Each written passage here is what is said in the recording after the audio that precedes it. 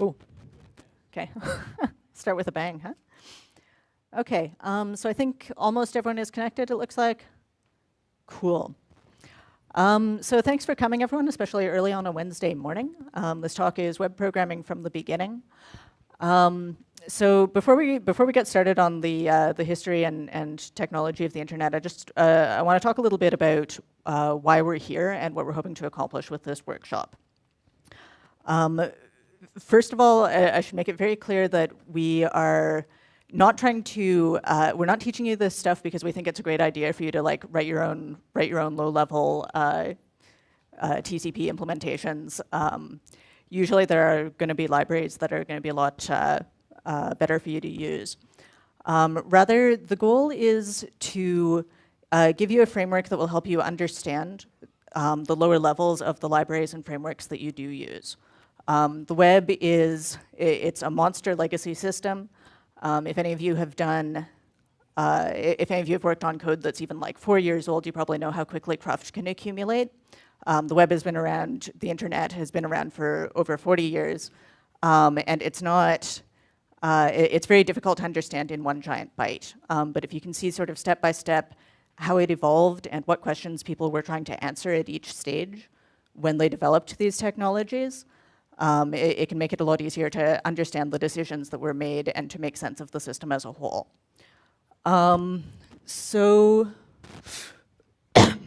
Excuse me. So the workshop is coming in 6 sections, each of which is trying to answer a question that people were struggling with in the past, and we're going to be covering this in roughly chronological order. The first section is asking, how do you get information from one computer to another? This is something that was not obvious when people were first doing it. Old computers were monoliths. They were designed to work on the data that they had, and they weren't designed to talk to each other. The second question is, how do you find when you've got more computers networked together? How do you find the one that you want to talk to? This became a problem as more and more computers got connected. Third is, how do you find information that you didn't know you needed? So up to this point, there was sort of there was the assumption that you knew what computer you wanted to connect to, and it was just a matter of finding it. But as more and more people came online, it became an issue. People didn't even necessarily know where to find the information that they needed. And then finally, we'll look at the modern web after that. So each section is going to have a historical piece and some exercises. Obviously, we can't. We don't have 60s technology to work with, so we can't. The exercises are going to be a little more abstract at the beginning. They won't be directly related to the technology that we're talking about in the historical section. But as we go on, Tom, could you get the table of contents up there? Yeah, sorry. Thank you. Yeah. Okay. So sorry, these are the 6 sections. As we go on to the later sections, you'll see that the exercises sort of come together and start relating more closely to the topics we're discussing. So a few words about the exercises. If you can, you've probably already seen that you've got sticky notes in front of you. Please use the green ones when you're done the exercise, and please put up a red one if you're having trouble with it. That will let us and the helpers know when you need assistance. Please don't be shy. If you're confused about something, odds are that someone else is too. If I can interrupt. With that, unfortunately, we may not be able to go for 100%, but it's better if we can assess. If you think, oh, I must be the only one behind, it may be that everyone is behind. That already happened once today. Everyone was unable to do a thing. So it's great for us to have the feedback that, all right, lots of people are stuck. Yeah. And then it may be that if a couple people's things aren't working, we might have to circle back or email afterwards to figure out what's going on. Sure. Okay. Anything you wanted to add, Tom? To what are we doing here anyway? Yeah. No, I think we're okay. Okay, cool. So we're gonna move on to some basic exercises, which I'll let Tom describe. Let's see. Okay, so first off, so I've seen many people have been able to open a terminal. Has everybody also opened, so the second instruction on that front page was open that web programming. Has everybody got that open? It should be a GitHub page. There are 4 links in that to different exercise guides. And I'd like you to open all of those now and keep them in separate tabs so that if we don't have internet later, it'll be fine. Which is the thing that might happen because we might end up switching to our local network so that we can talk to each other better.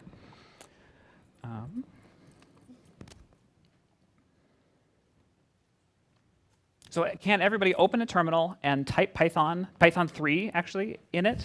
And our first goal is going to be relatively simple. We're going to try to square the number 3294, which happens to be the number of PyCon attendees last year. And I guess if you squared it, maybe that would be like the number of connections that could happen between people in theory or something. So can everybody, and I'm going to demonstrate here. I'm pulling up a terminal. Bump it up a bit. I'm typing Python, but I'm not going to type just Python. I'm actually going to type Python 3, but for some people it might be Python. Hopefully, though, whatever you type, you end up with Python 3.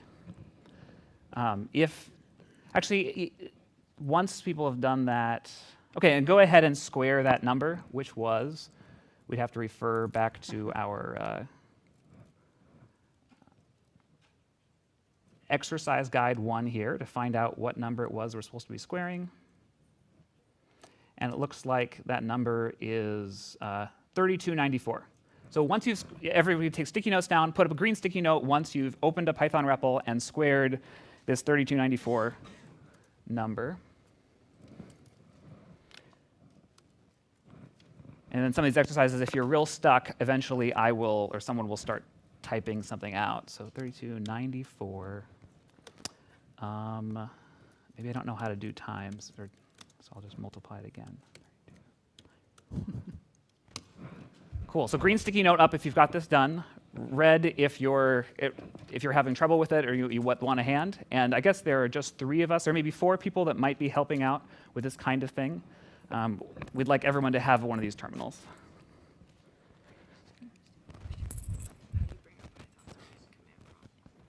That's a good question.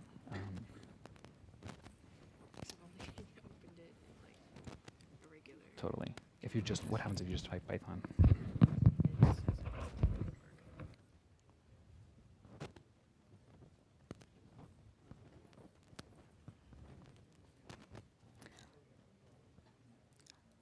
So if you do have it, please do put up a green sticky note so we know that you're all right. Okay.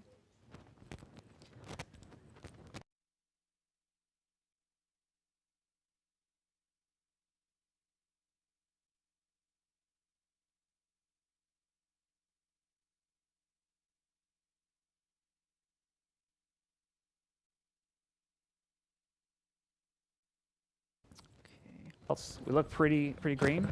Great. Yeah, we've got 1 or 2 people who came in late. Do we have more? Oh, sure. More of the sticky notes? Yeah. Ahmed, do you have the sticky notes? We've got a couple of new people, so if you can grab them.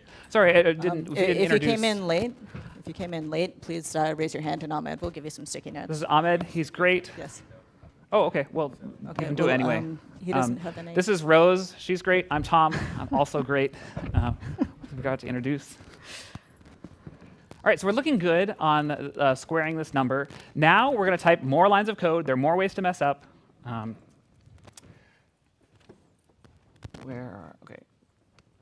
This is outlined again in these exercise notes. So if you wanted to look at trying to get this later.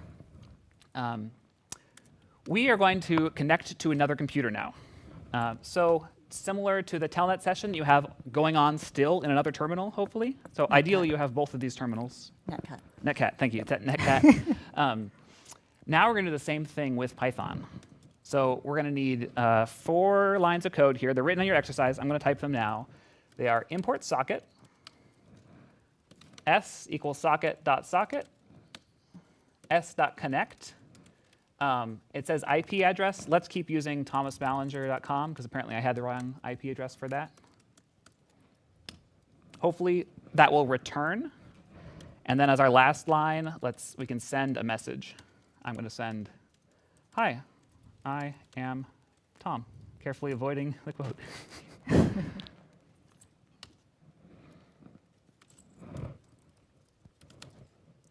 And then hopefully in another terminal, you've got your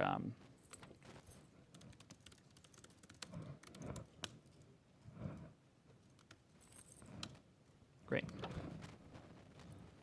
Great. Got other things coming in. So go ahead and take down your green sticky note and put it back up once you've been able to type these lines. It sounds like it'd be easy, but there are a lot of characters that we type. There are a lot of ways to get these wrong. So totally fine if you don't have that yet, either because you need more time or because you'd like a hand in spotting a typo or because we have network setup issues, which we're going to encounter lots of. This isn't actually a workshop at all. We're actually showing you our new startup. It's going to beat Slack.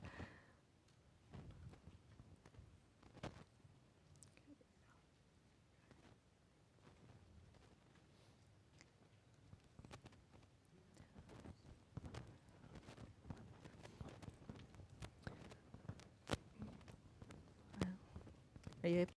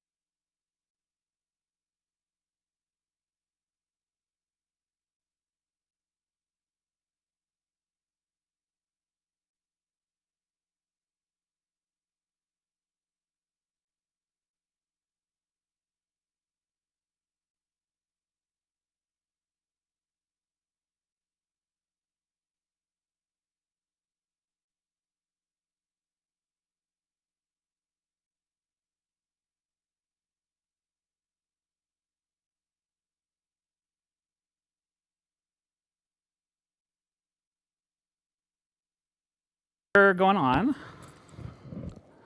What does it say next? Oh, next it says, what were we even doing? So we just typed some code. Now I'm going to try to take questions to like a good question, for example, would be what just happened? What were we doing? How am I seeing words on my screen? Does anyone have a question like that? I'm saying explicitly this would be a great time to ask questions. There should be all sorts of things that are new and confusing. I have some questions I could use as backup, but do you have any questions now? Yeah. Will we be considering any security issues during this is a great question, and we will mostly be saying, here's a thing that's not a great idea and we shouldn't do in general, but we're doing here. But that's a great question. What kinds of security issues have we dealt with so far? So far, we have this netcat thing, and if it's safe, then I guess we're safe, but we're also writing Python code, and that's scary. Let's do a scary thing now, actually. Let's write one more line of code where we say, s.recv, and then a number like that. This is going to bring down some bytes from the network. And this is where it starts getting scary, right? So I'm going to receive these bytes. They party out. People are typing all sorts of stuff, right? I want to say this is pretty safe, because all I did was get some bytes. But all sorts of scary things can happen when we do this. Hopefully, so what Python did here was it built a string object and put that in memory. Hopefully there's nothing wrong with that. There is in a lot of systems where you get a buffer from the network and then something happens to it. It's like, oh, it was a little bit too big and now it's some code and someone else ends up executing it later. It's all sorts of things like that. Here, this should be pretty safe. We might be offended by something we see in here, and I'd ask everyone to follow the code of conduct, right? But mostly what we're asking is display these bytes for me. And the bytes might not format well. It might mess up our terminal formatting. It might turn our terminal blue. It might make a beep because there's a terminal character that makes a beep. So there are a lot of things that could happen. Because we're printing the string, the Python wrapper of the string, most of those things won't happen. We'll just see like what the string would have been. But right, we have to be really careful with that, because as soon as we take this code and put it on a birthday card, now we're exposing ourselves, right? Or if we take this code or these bytes and try to run them, that would be a problem, absolutely. So we'll talk a little bit more about that. All right, another question like that. And that was a great question. Doesn't even have to be that good. How would you have done this, say, would you have been able to do what we just did, say, in the 80s or the 70s? Oh, that's a good question. So that's a good point. We'd be stuck with not, some less exciting language. Definitely not in Python. TCP, I think, came into common use in the early 70s. So yeah, you would have been able to do it, but you would have been writing in C. Yeah. That's a great question. Yeah, this is a TCP connection, and that's because the default argument in Python, I'll have to open a fancier thing here. If we import the socket,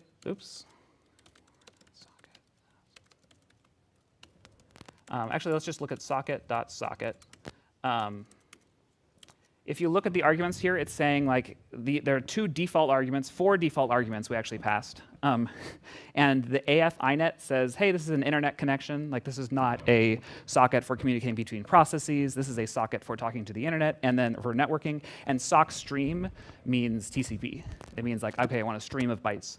So sockets can do other kinds of things, but the default case is a common one, which is the default. So yes, this is a TCP connection, which we'll talk about in a little bit. Yeah. Anything else? All sorts of questions. Okay, I'll bring out some of mine. And don't worry if you're not following all of this. Again, the idea here is to get some basic code that we're going to be building on later. We will be talking more about what IP and TCP and some of these words mean later on. And even if we don't, I think a goal of this workshop is to give you some hooks to put knowledge on later. We'll give you some knowledge for those hooks now, but hopefully by typing code and being excited about putting bytes on other people's computers, there's a place for that knowledge now. And then you can go read, we'll suggest books at the end, but at least you're playing with this. All right, what is going on here? Nobody has quite asked that. There's a fundamental question, like how did the bytes get there? And maybe that's because we're so used to this. But right, your computer made some radio waves, and then there's a router somewhere, another computer that's tinier, and it said, oh, I guess I'll send these somewhere else, very roughly. Right? So again, this is not a lot of knowledge, but just to answer that question. What is a socket object? I think is an interesting question here, which is, and I think a good thing to do with that question is to not fully answer it, or answer it in the way of like, what is a file? Like, we don't really know what files are or how they work, or maybe some of us do. We know about inodes and the way file systems work, but most of the time we don't need to know how files work to use them. We can still open a file, read bytes from the file, put things in the file, open a new file. And I think that is a very reasonable mental model for the socket stuff we're doing now. It's like I created a thing. It wasn't a file. It was a different kind of thing. But I just asked the operating system. This is a conversation with the operating system in the same way that creating a file object and then calling methods on it is a conversation with the operating system where you're saying, hey, operating system, I'd love it if that one file we were talking about earlier, if we could put these bytes in it. And we don't really need to know from the Python side how that works, although it's very interesting. I think that's something that works. I'm just going to go ahead and move this guy. Was there anything else I was real excited about? We got the hacked one, which is great. Yes. We are not on a special Wi-Fi network. Has anyone, we'll talk about it a little more later, seen that B that we used when we were sending things? Is everybody, who's in Python 3 here? Using Python 3 today? OK, cool. So you had to presumably put a B or call an encode method in order to send. And I saw a lot of text, so we've successfully been sending some text. That's a thing. Maybe we'll talk about it later. But that's a thing we have to do because we're sending bytes instead of strings, and there's a difference between those things. Call it good? Yeah, I think that'll do for now. So now you've kind of monkey typed this, and you've got a basic idea of how to open a socket, even if you're not entirely clear on what that means. Don't worry, it'll come. So to make this a little more interesting and get you actually thinking about how to use these things, we're going to get you to write a basic chat client. So that means you can start with that code that you actually used to connect, copy that into a file. Those 4 lines that are they still up there? Oh, sorry. Yeah. So try copying those into a file, and then see if you can make a Python program that runs at the command line, right, and lets you type text in, and then sends it off over the socket, and then gives you back another prompt again. Okay, and again, take off your take off your sticky notes if you've got one, and feel free to use a red sticky note if you need a hand. Yes, in this to do with internet replace with my IP, that's a task that I meant to do, and we're going to use thomasballinger.com there for now. The same thing we've been using. Yeah. We didn't want to let you know that you could put a string there. We wanted to make you think you had to use numbers, so it'd be a revelation later, but that wasn't working. Right, and you had them open the exercises as well, so they should. Yes. Does everyone have this sheet on their computer for easy copy and pasting? Can help with that.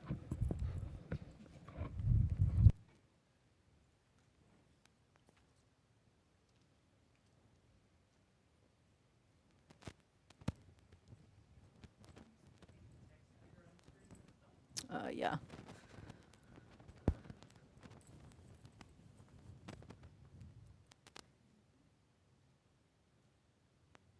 Is that good?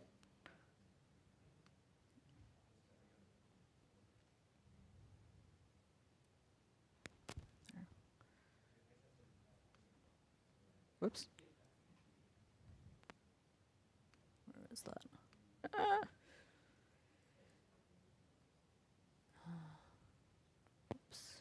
If you're stuck, my I can give goodness. hints too, if that's helpful. Tom, where do you have that? Where do you have the exercise sheet here? It's in the browser there. Yeah, which tab? Oh, good question. There it is. Okay.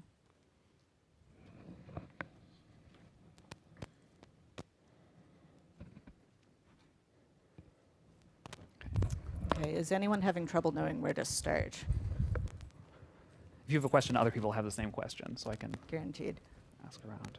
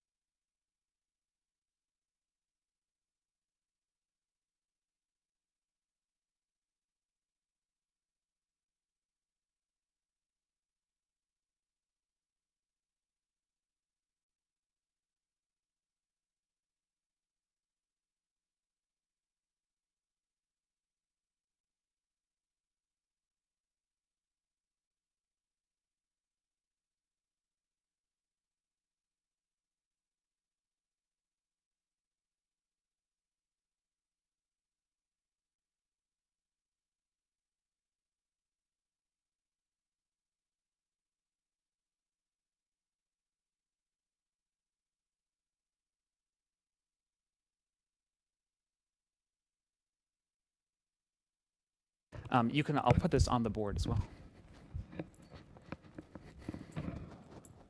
Yeah. Sure.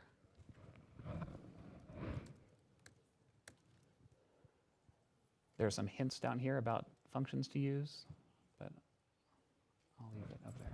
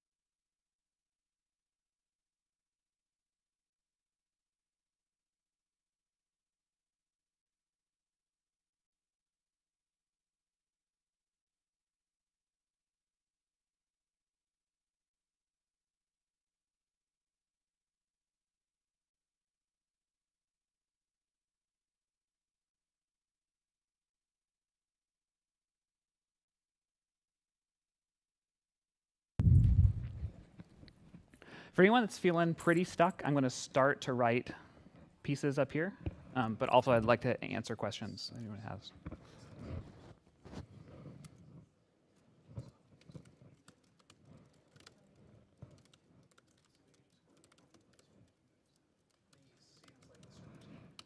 Ooh, okay, thank you. That's what I should actually be monitoring for this.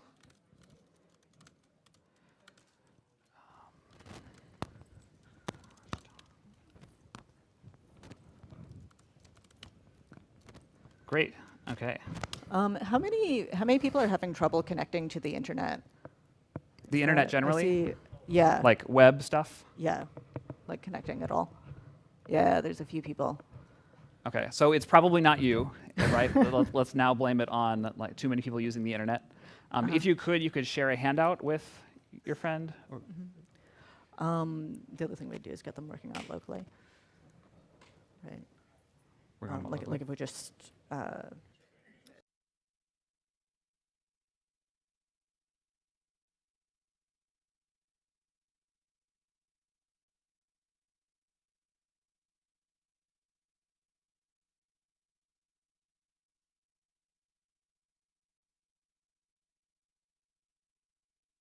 or we could.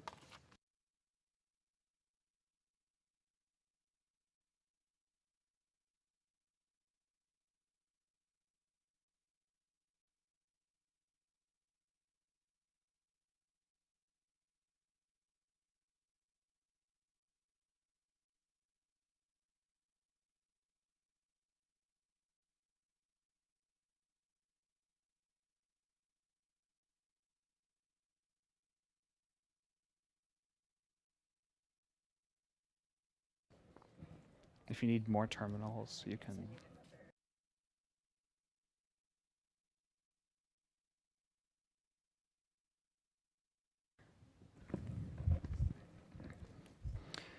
If anyone's done, at the bottom there's some extensions of other fun things that you could do with this, making it a little better.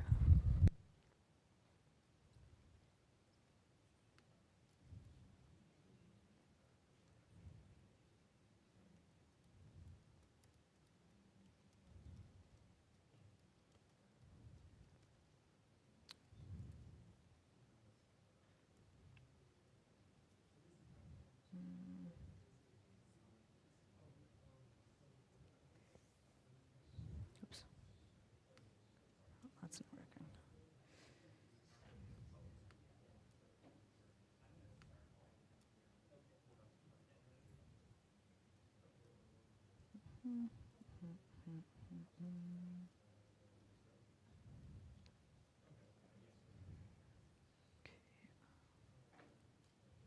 Stupid. Okay. Okay. How do I exit out of this? There's no control. Control-C. Then where's control? I got it. I did control. Oh, it's on Control-C, caps lock. yeah. Okay, great. I do need it. I Okay. should start doing. Okay. There's a lot of people stuck though, so I would like to start doing But the. how many of them are stuck because they're not on the internet? That's a good question. I Yeah. don't know. That's what I'm worried about.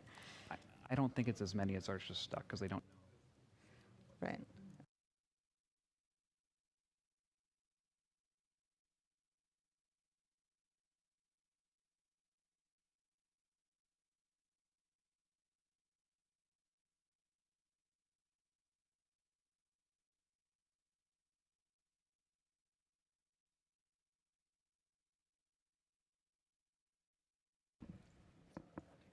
Okay, I'm going to just type Okay. a Okay. basic Yeah, one yeah, for go folks for to it. see.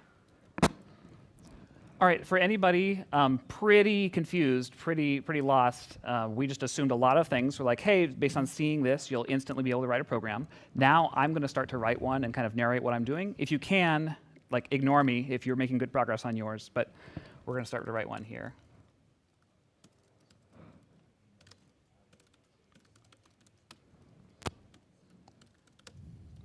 So I remember I had to import socket, so I'm going to start with that. Then I'm going to instantiate it again. Oh. Oh. Next, I'm going to say connect.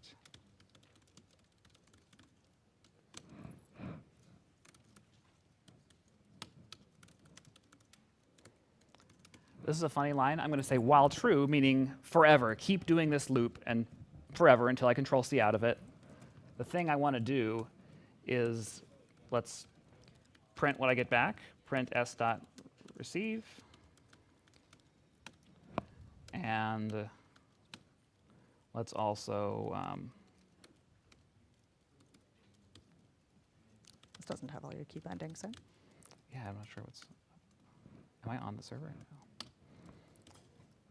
And then,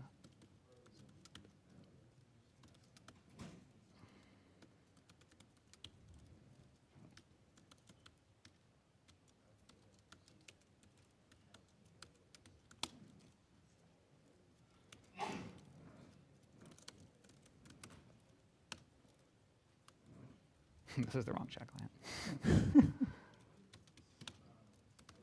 Oh, I am on the server. That's why it doesn't have my event bindings.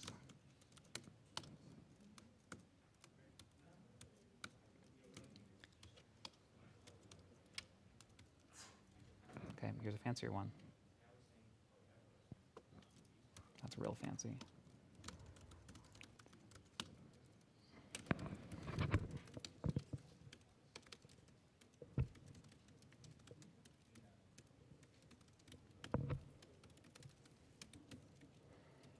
You're missing an E on tree there. Thanks.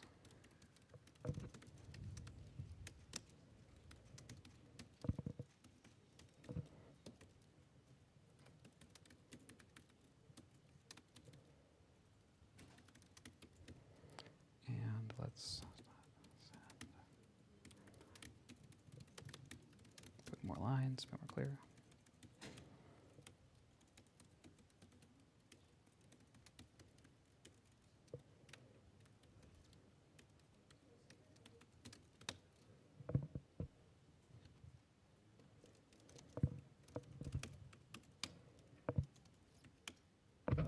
Maybe it's working. Who knows? So here's an example of the kind of the raw pieces. We can't see here, but it says 1, 2, 3, 4, like before, after that part. What else?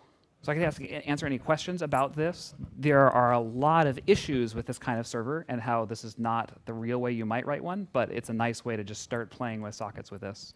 And then at the bottom of the exercise, there's some extensions you might want to do. Any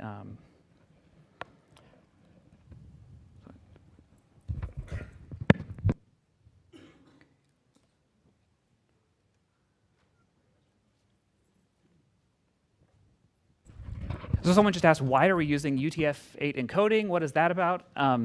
Did you mean why UTF-8 in particular, or like what is encoding all about, or? Sure. Yeah. So in Python 3, we have two kinds of strings. We have ones that are just a series of bytes, which are good if you're reading from a binary file or if you're getting bytes from a network. And we have normal text, Unicode strings. We just call them strings. And that's the thing that we get from input. And because I'm getting a message here from input, that's going to be a string. The type of it is str. So I need to turn it into bytes. And there's a mapping, and you can go from bytes to Unicode strings if you decide how am I going to translate between those two. And there are a lot of different ways to do it. And if you only know one, it should be UTF-8 because it's useful in a lot of cases. We are not really doing this topic justice, so I have some handouts that do a little more. That'd be great, because I'm not doing a very good job answering your question. So, and we're punting on that by using this handout. Are you constantly sending empty strings, or is there? Great. Am I constantly sending empty strings? So you're thinking that the program must run by while true, and then we run this code real quick, and then we run this code, and then we run this code, and often that'll be an empty string. Is that what you're saying? Or I don't know what input is, but it's Got it. Oh, yeah. So input means sit at the prompt and wait for the user to type something. So there will be something in there. It might be an empty string, right, if they just hit return right away. And right now we are just sending those empty strings. Yeah. And what happens when you send an empty string? That's a great question. I have no idea. I assume it just doesn't send it, but I don't know what's going on there. But it's not going to happen a ton because the user would have to type enter, right? Because this is a blocking call. Input just sits there and waits for user to type something. So this code isn't running that fast. It's not a real tight loop. It's saying, get here, wait. And another nice thing is that this receive call is also blocking. If there's nothing to receive, it's just going to sit there and wait. So a frustrating thing is maybe you won't be able to type much here, which could get me into the issue with this. I'm wondering if we should move on to the next section. Yes, sir. Okay. How many people actually have it working? And if That's a they're good not even question. connected? How many people? Oh, sorry. Could you put a green sticky up if you've got? If you've got a working, for some definition, whatever definition you want of working, but you have some code and it's running, and maybe you have a socket. Maybe it's talking to something. It's a fair number. We're a little weak on this side. Is everybody? Could you actually put, just to make it clear, could you put a red sticky up if you don't? We still might move on. We're probably going to move on anyway, but trying to get a sense if you feel like you're not yet satisfied, things are not working for you for some reason. I'm going to call that good for now, I think. How many people are still not connected to the internet? Oh yeah, who's still can't connect to the internet at all, like the web? One hand? So it looks like we're better for that. Just one person can't connect to the web, can't get websites? Okay, cool. That's good. Okay.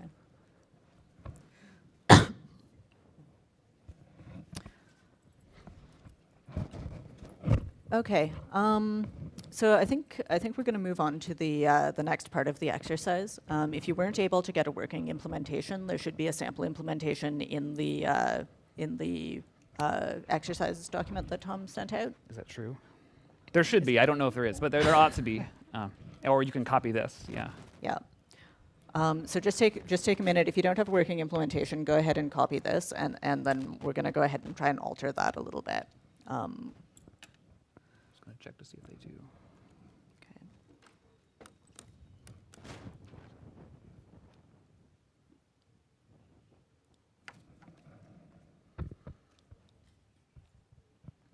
Oh, it looks like they don't. Sorry. Okay. Okay, so we're going to lose people Okay. a bit. Sorry about that. Yeah. Let's not make this. Hopefully, it's not too much to copy.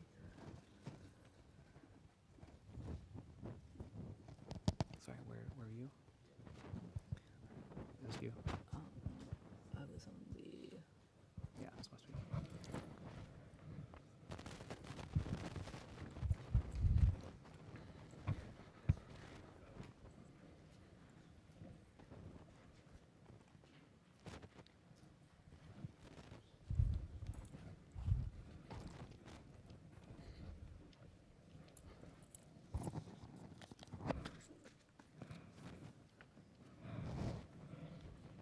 Just a note about that handout. You don't need to read that now. That's just to make us feel less bad about not doing this topic justice. You can get away without reading that at any point. You ought to read it tomorrow or tonight.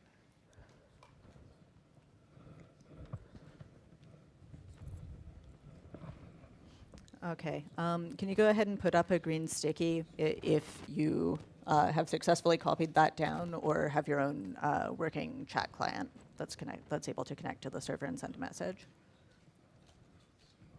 Okay, and a red sticky No if you're having greens. trouble with it. Anybody? Yeah? Okay. Oh.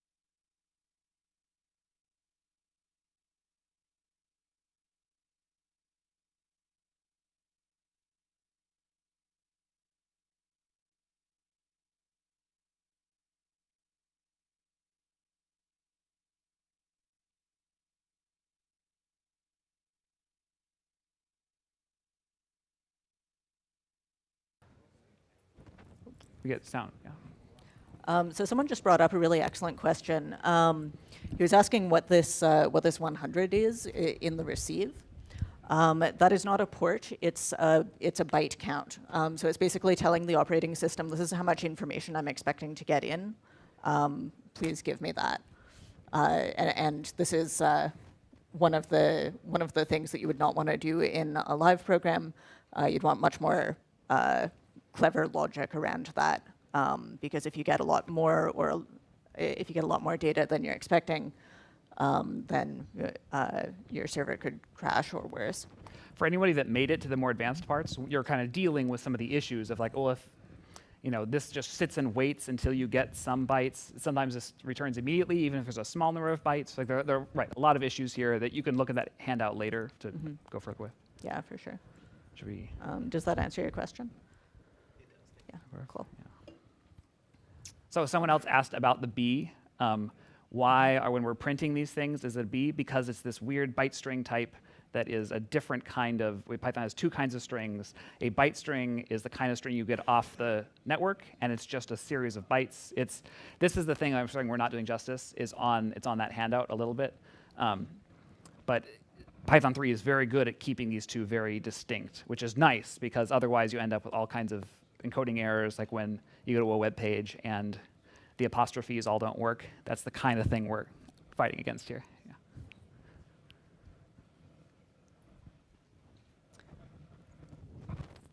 Should we, Sally? Okay, I'm not seeing a lot of green post-its. How many people have managed to copy this down and have it running properly? Can I see some green or see some red? We're, Either way is fine, honest. Just want to know. let's call it, I think. Yeah, okay, this looks pretty good. So the next exercise, and I think we'll have a short break after this.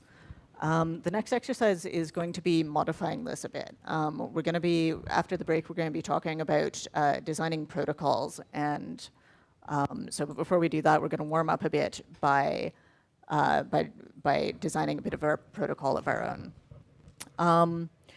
So now I realize this is going to be a challenging question because this is a pretty awesome chat client that we've got so far. But does anyone have any ideas at all for how maybe it could possibly be better? It's not Maybe. Slack yet. It's not Slack yet. Let's see. Names? Sorry? Memes? Oh, yes, definitely. I like it. Image macros, yeah. What else? Decoding Unicode characters as they come in, yeah. What else? Usernames? Yeah. Usernames, that's a good one. that's a What good if we one. knew who was, Yeah. maybe the level of discourse would elevate if it wasn't anonymous. I don't know, it seems pretty Interesting. good so far. I mean, better than the average Reddit thread. Any other, you looked like you were going to say something? Trying to figure out how much to receive and making sure you don't take too much. Yes, yeah, getting more clever logic around the buffer there. I mean, fortunately, this chat server has a pretty high quality population, so I'm pretty sure no one's going to try and crash it, right? Fingers crossed. Any other ideas? Wow, we're actually pretty close to Slack. I guess apparently. so. Let's Great. get our pitch deck. Okay. So let's try. I think usernames will be a good sort of start. How could we change our clients? We don't have access to the server. All right. So assuming the server is not keeping track of anything, how could we use our clients to implement basic usernames here? Does anyone have any ideas for that? Sure. So the suggestion there is to prepend the message with your name. What about any refinements anyone might add to that? Sure. Yeah, ask the user what their name is before connecting to the server. Yeah.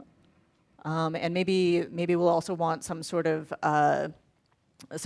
distinction between the username and the message. Maybe we'll try putting like a colon or a dash or something after the username.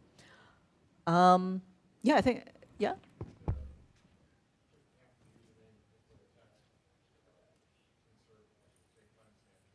Then, a timestamp. Sure.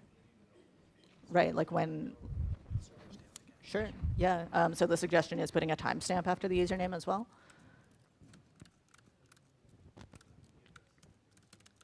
Oh, the IP address.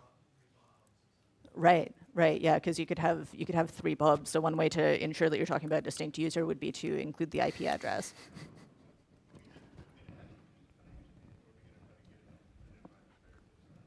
Right. So the question there is whether we're going to ask the user for their username or get it from an environment variable or something. I think probably asking is easiest. So I think there's definitely more that we could do here, but I think this is a pretty good place to go if we want to try and have a break in the next 15 or 20 minutes. Let's start with sending. The basic version of this will be just send the username followed by a colon. And you can hard code the username if you want to, but if you want something a little more interesting, try prompting the user for a username and try to send the IP address and a timestamp as well. Okay, but we'll call that an optional part of this particular standard. Then, love it. A carriage return at the end of the line. Yes. Let's just say a new line for now, for folks Yes. not familiar with carriage Yeah, return. But sure. that would be neat, because then you could tell the difference between the end of a message and the next person's name. Yeah. That'd be pretty cool. That would be great. Okay. That's an idea. There's So- something to that. So start with a username, a colon, the message, and then a new line. Okay, and again, I'll ask you to strip the stickies off your computer and then put up a green one when you're done and a red one if you would like some help from our lovely assistants. I bet you can do even better, though. I bet you can. Even more. What, you're done already? Nice. Oh, no.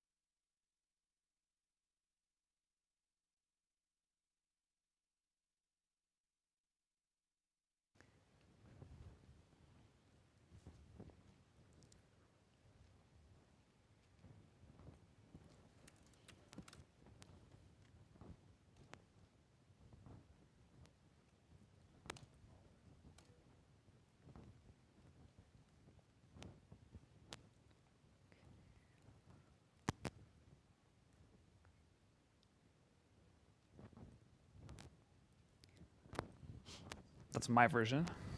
Can we But we can we can get do the better. server up on the screen too, Oh, so we yeah. can see all these fancy new messages? Uh-oh. No, we can't. Let's see. Okay.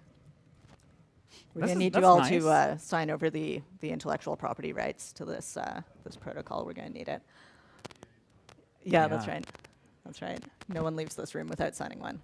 Okay. Oh, I'm seeing a lot of usernames here. So now that we have usernames, like you could start to do some fancy stuff when you receive the message too, right? Like if you knew it was always going to be a colon in there, then maybe you could get your message and split it on a colon and say, oh, this first part must be the name, and I can do whatever display stuff I want with the name. Maybe I could just display some users. I could block people or something. Variety. Yeah.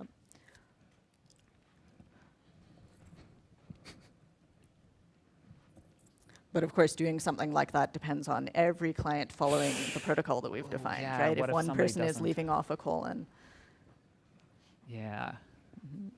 if some people are sending timestamps and some people aren't, you have to deal with that It'd be possibility. great if we could agree on a set of rules about what text to send. If it doesn't match syntax, send them a message saying it doesn't match syntax. That's it.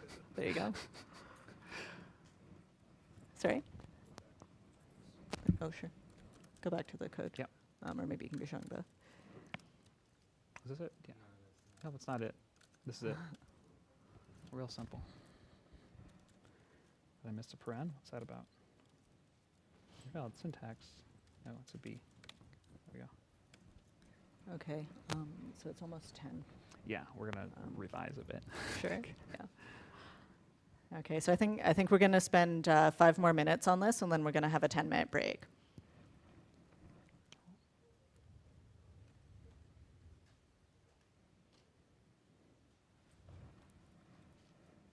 Does anyone need a hand with anything? Oh yeah, yeah. Let's disperse. Yeah. Yeah.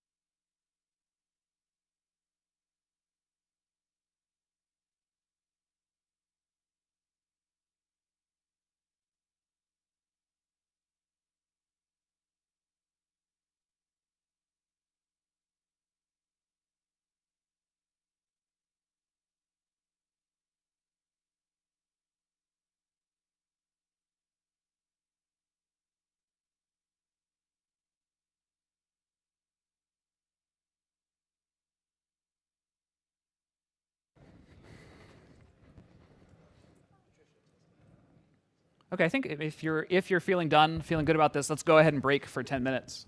Let's plan to come back at 10:12, I guess, for a full 11-minute break. There might be coffee outside, maybe? Is that a thing?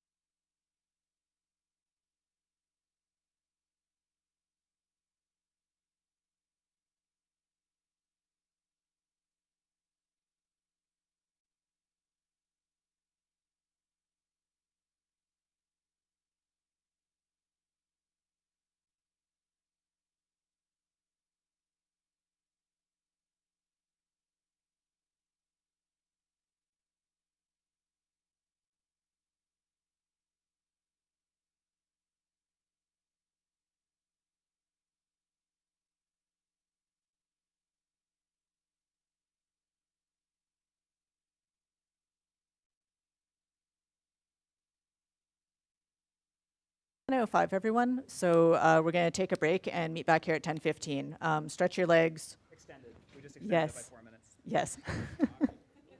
Yeah. Oh, sorry. Oh, you did. Oh, I'm sorry. I didn't hear. But 10:15 is better. 10:15. Yeah, is 10, absolutely fine. 10:15 is Most good. people didn't even stand up. Now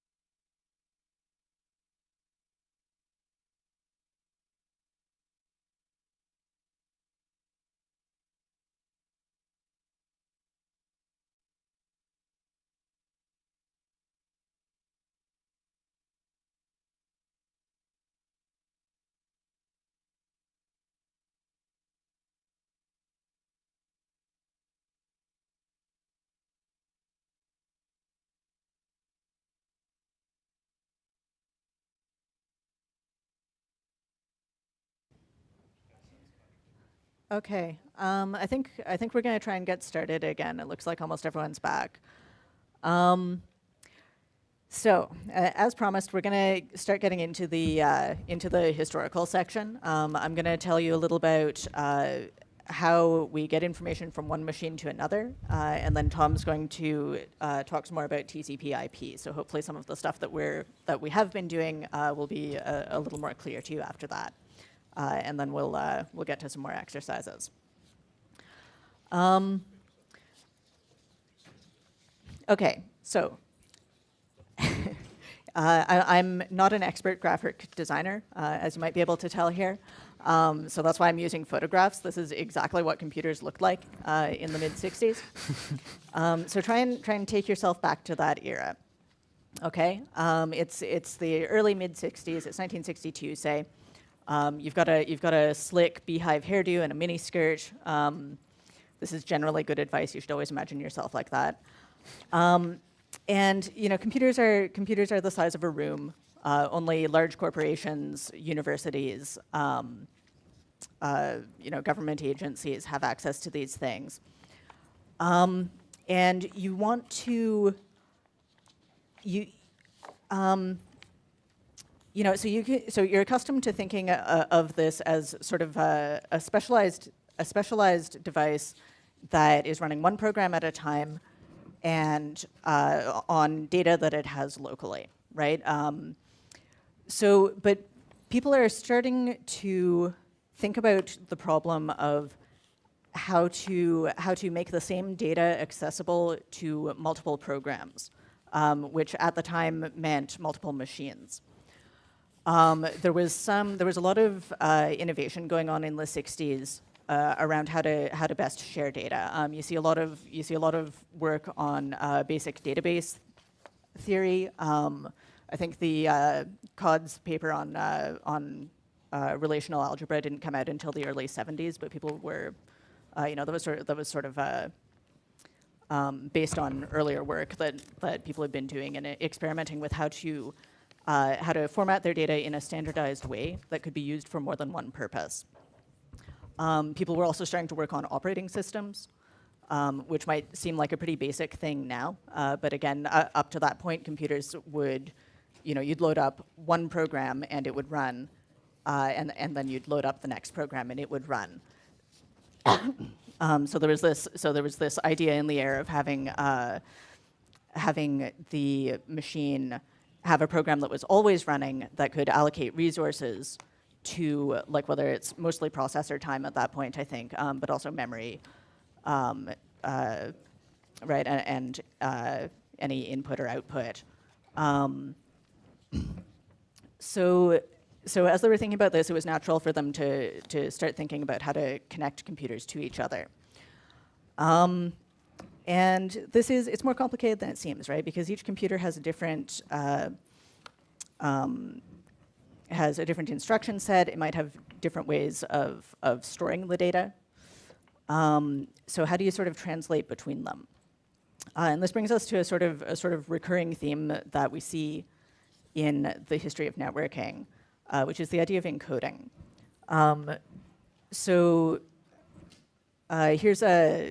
Here's one example of encoding that you use all the time, even if you are not super familiar with it. And this is how you this is an old ASCII chart, and it basically shows how you can interpret a string of ones and zeros as letters, right? So if you let me come over here.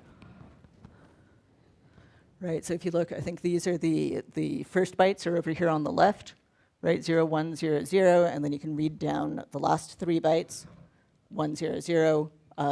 You would interpret that string as a D. And incidentally, that's what we're doing when we put a B in front of a string in Python.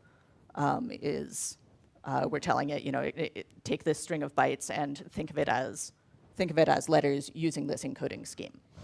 There's nothing magical about this. There were other competing standards, though this one won out. So Right. we just did that. Slightly behind. Where We're those, close, though. Where are those A other little slides? further. Okay. Okay. Maybe not. Okay. So we're going to talk a little about encoding at an even lower level than that, though. The answer to this question, like it's common to think of computers as really storing ones and zeros, but really what they're storing is physics, right? You've got magnetic patterns, or you've got changes in voltage, or various electronic differences that we then sort of interpret as ones and zeros so that we can think of it on that higher level.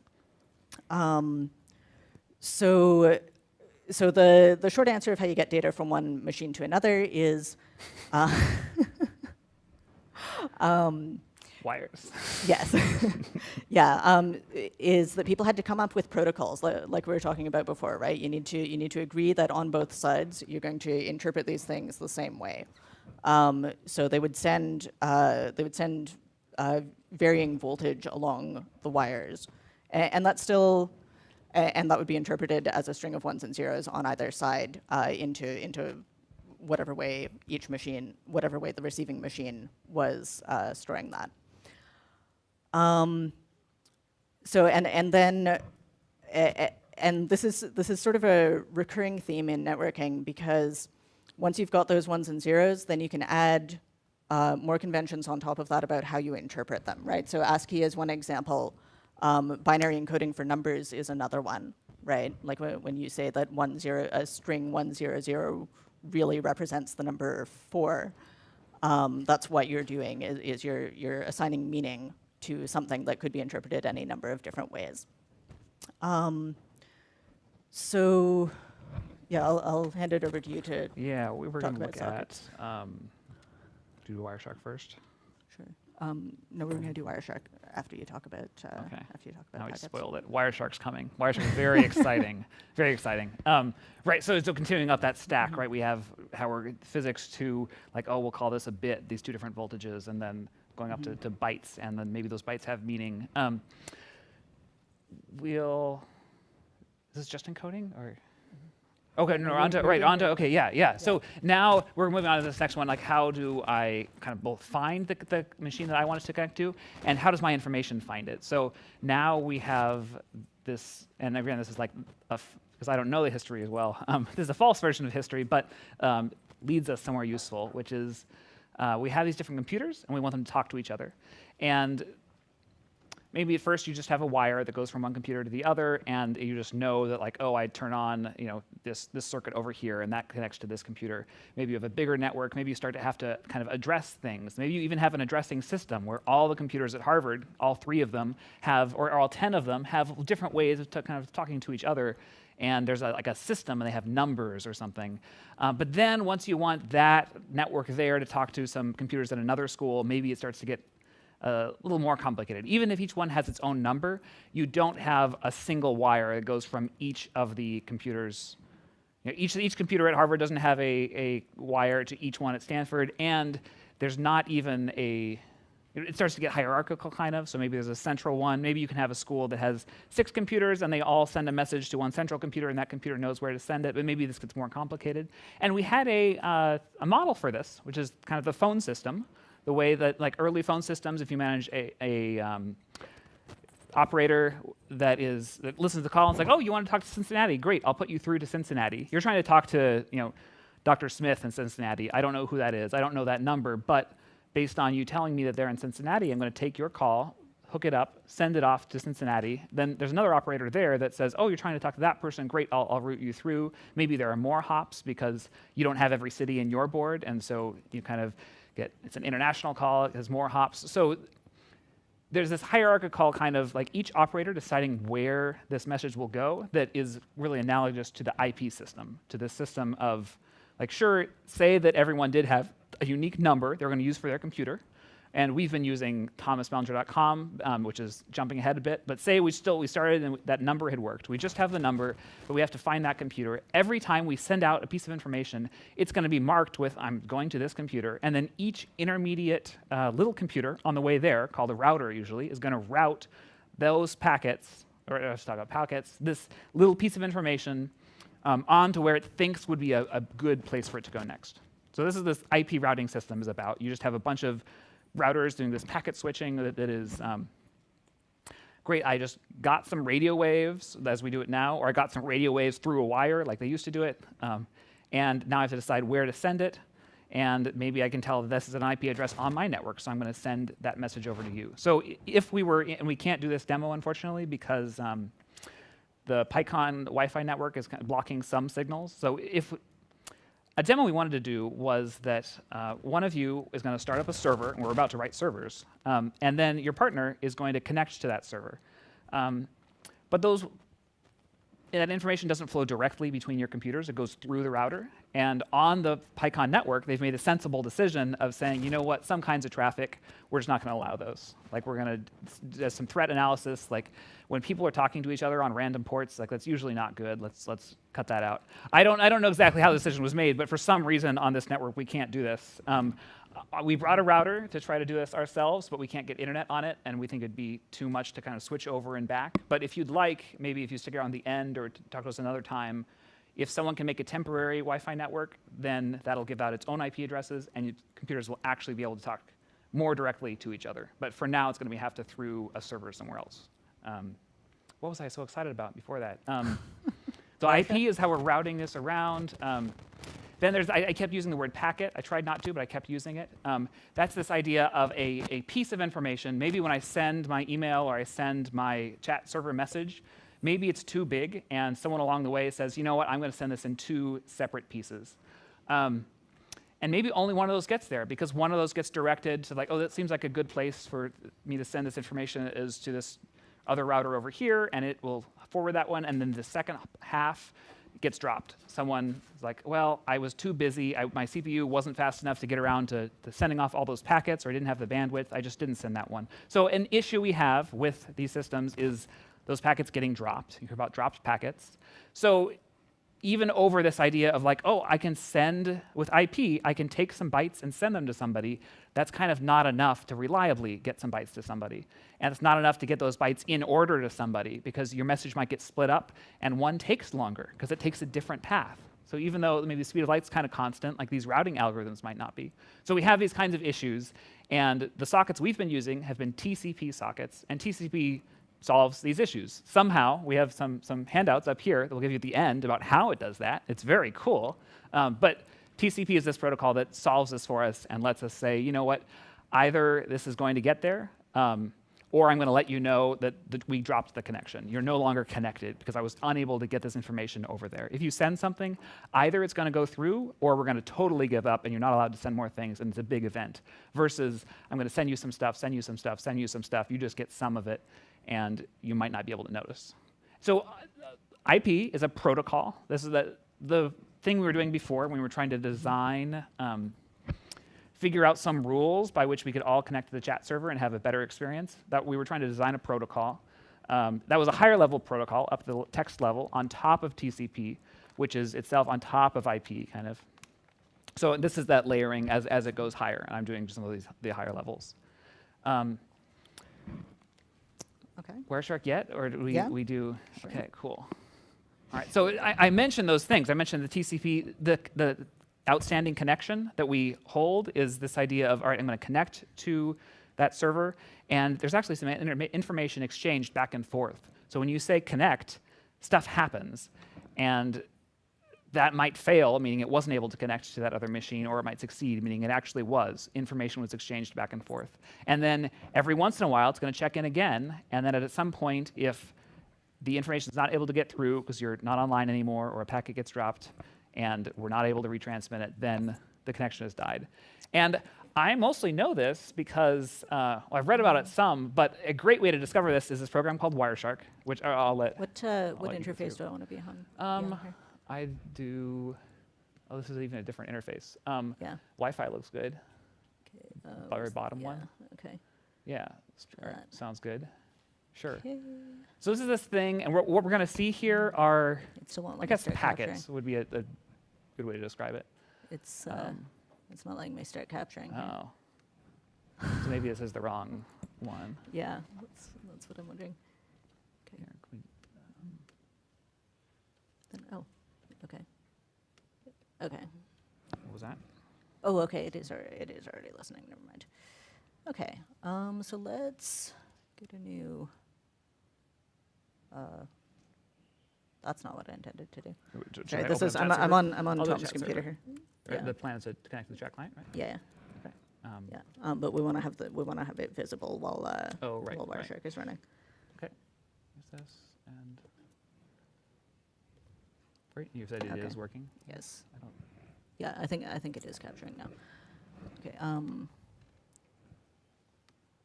Oh, except it must not be because it's It must not be showing because it. I'd have crazy traffic. Okay. We'll talk about Okay, Wireshark well, briefly. we might while I have to press buttons. skip this. Okay. Oh, it's so exciting. You're really missing out. So this is a great program that you can download. It's this free open source program. And what it does is it lets you watch all the traffic on your computer. And there's probably more traffic than you expect because, say you're, there's no Dropbox icon. Say that you had an icon on the top right that was Dropbox, and it's like, well, that's just running in the background. It's not doing much. And then you look at the traffic here and like, oh no, it's talking all the time. So you have lots of programs on your machine that might be talking to a server. So it's kind of nice for that. It's kind of nice exploring protocols. It's nice for debugging your own network things. Do you have anything to say that I could play with it? I don't.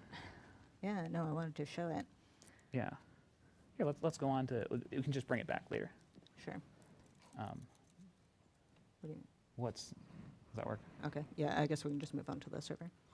Oh, we're gonna do server next. Okay, we can Yeah. play with it while we're doing a server. Okay. Okay, cool.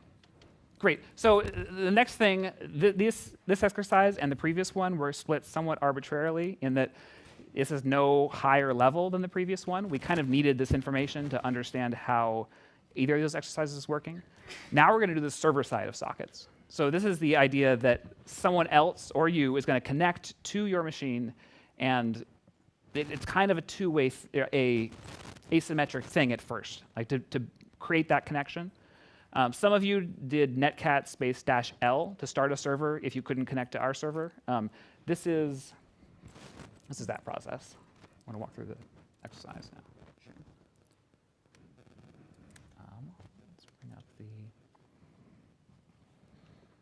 So this is going to say connecting to your neighbor's computer, which we're not going to do because of the packet thing, or the network thing.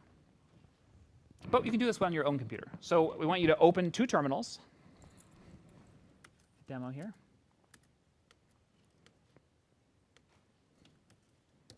Mine are going to look like this. Yours are probably in actual separate windows.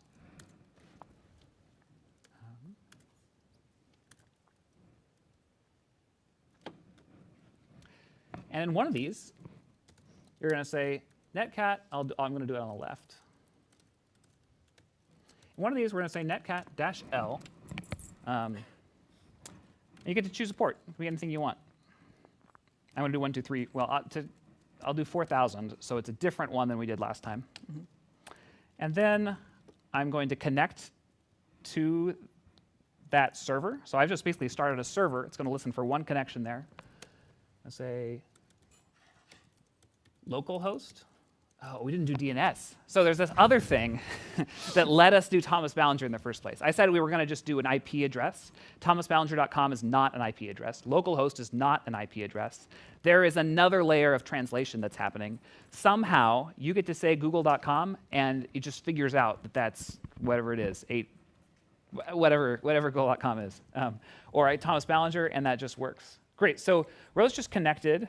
On this side, localhost is this really special one that corresponds to a really special IP address that is not a normal IP address. It means, you know what, don't actually just talk to my computer. I'm talking about myself. So for all of us, it's like a pronoun. It means myself, no matter who you are.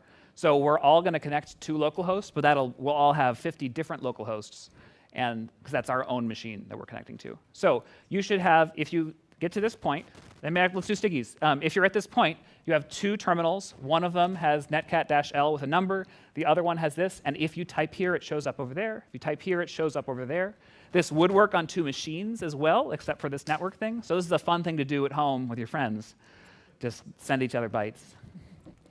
What's your tmax prefix? Q. Just Q? Command Q. Command Q. Sorry, Control. Sorry. Okay. Perfect. Control Q. Okay. All right, stickies. Gonna wanna zoom Who's back. this working for? I need a green sticky if it's working, if you're good. A lot of green stickies. And red if we're stuck somehow, or confused, or if you have a question, you're welcome to just ask.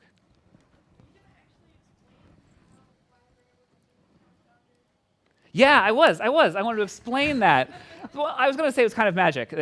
So for some reason, this corresponds to that. There's this thing called DNS, Domain Name Service. Name Service. Thanks, Domain Name Service.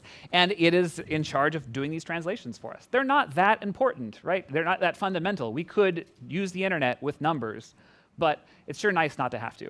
And I'm not going to, again, this is another one outlined well in a handout.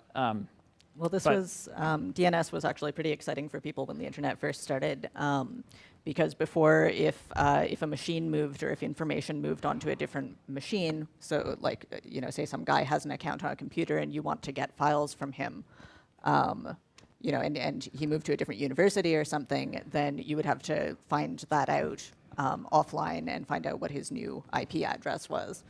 Okay, Whereas that if he does sound has pretty like a name, if he has a name associated with him, that can move with him. Okay, that Yeah. sounds great. That Yeah. sounds really useful. So somehow we're looking this up. It's a separate process from sending the messaging packets. When you type it, your operating system goes out and says, hey, does anyone know who this is? Or it remembers from the last time. Or it goes out and talks to some routers and says, hey, does anyone know who this is? And then maybe they know, maybe they don't, and they have to go look it up. So it's this querying, like shoutcast style, like, does anybody know what this is about? And then it comes back. So not really, I guess, to answer your question. Okay, so now we're going to do servers. So are people good with this? Because now we're going to do this with Python.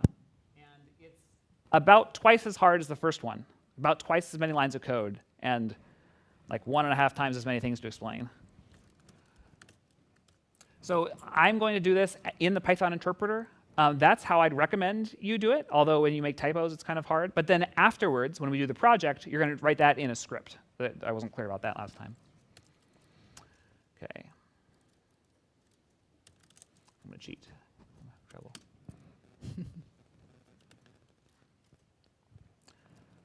So once again, we're going to import a socket. Once again, we're going to, so this is in the exercise, right? It should be. Okay, this is also in here if you'd like to see it closer. Hopefully you have that. I'm going to make a socket. Instead of connecting to something, I'm going to bind this socket. I'm going to say bind, and this is like an IP address and a port. The first argument's a little funny because this is my own computer, right? But I have multiple network interfaces, like if you had multiple Wi-Fi cards, and you always have the localhost one. And at this point in the exercise, we're going to start encouraging you to listen only on localhost, because we're about to start doing some things where security is an issue, where if someone else did know your IP address and was able to connect, you're going to write some not great programs that they might be able to exploit. So we're going to start just using localhost here, so only programs on your machine could connect to this. Right now, it says 127.0.0.1. That's the magic number that means localhost, but it's easier to just type localhost. Localhost. Next, we're going to say how many.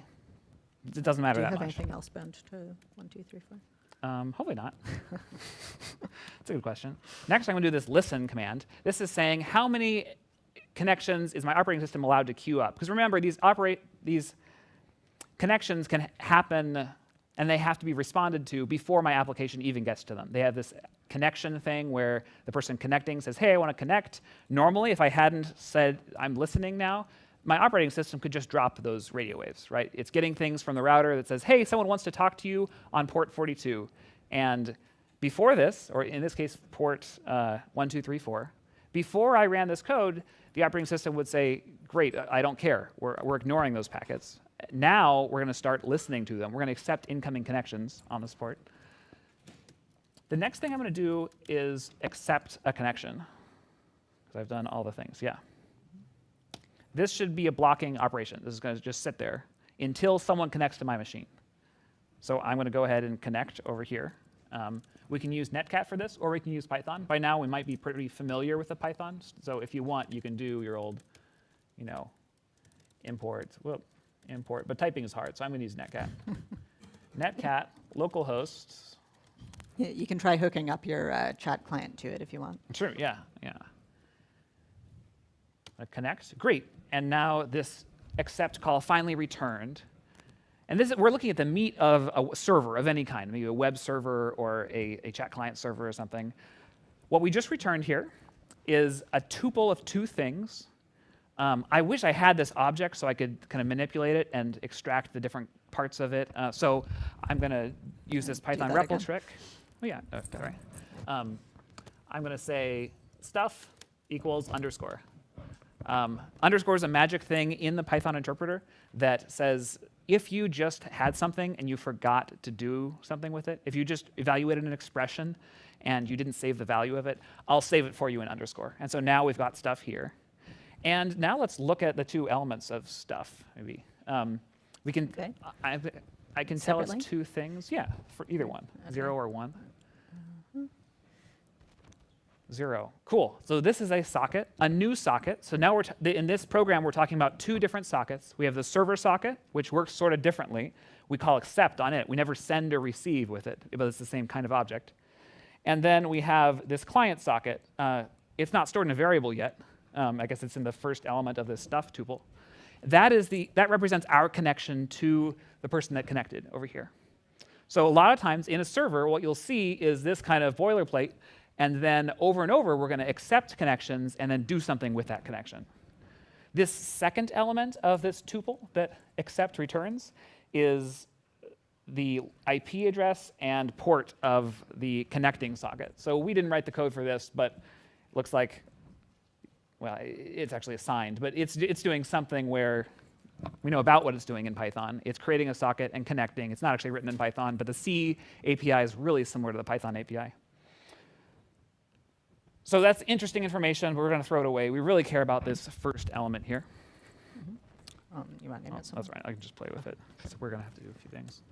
I'm going to take that first element. First element. I'm going to call it S. I shouldn't do that because then I'll lose my reference to the You old want a one. 0 there. Thank you. Yeah. So I guess I'll call it client S. And now this is just a two-way communication socket, just like we had when we were doing client stuff. Client socket dot send hi. New line maybe. Whoops. This is an error we should all see a lot today, probably.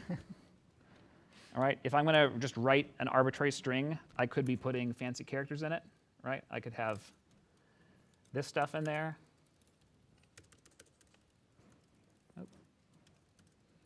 And it doesn't know how to send that. Those are not part of that ASCII set that we looked at before. So if I'm going to do that, I need to encode those.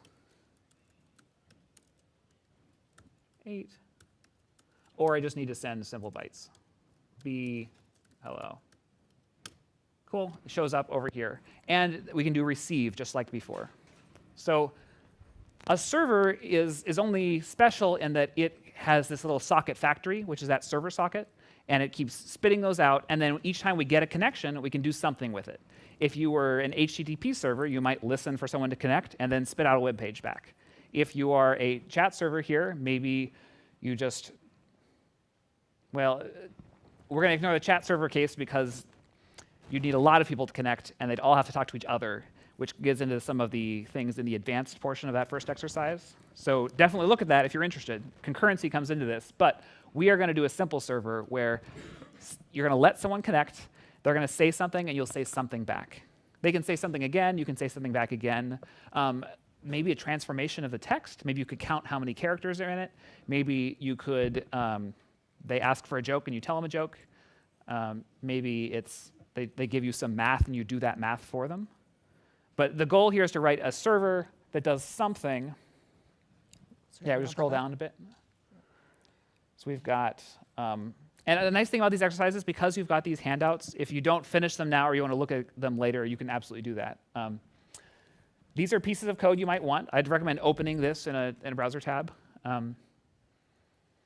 I will, after 5 minutes or so, start writing, maybe actually quicker. It would be nice to wrestle with this, but there's a lot of stuff that you're not familiar with yet. If you refer to the example we just typed out, or that's a little bit higher up, you can start to do stuff with that. But for more guidance, in a couple minutes, I'll start writing a similar server. So the goal is to write a server that lets people connect. You can use Netcat or you can use Python to connect. And it should do something. A common one is an echo server, where you take that stuff that they said to you and you just say it right back. Maybe you could say it back twice. That'd be pretty clever. Or maybe you could say it back capitalized. Or yeah, I would transform that stuff and give it back somehow. So it's probably not fair to call this a chat server because that implies more users. This is a server where anyone can connect and you send something back. Okay, so we've got a couple of minutes where we're just going to try some things, and then in a couple of minutes I'll start to write something up here for anybody that's stuck. Ready? Go. Take down your green sticky notes now, unless you're already done, just for some signaling.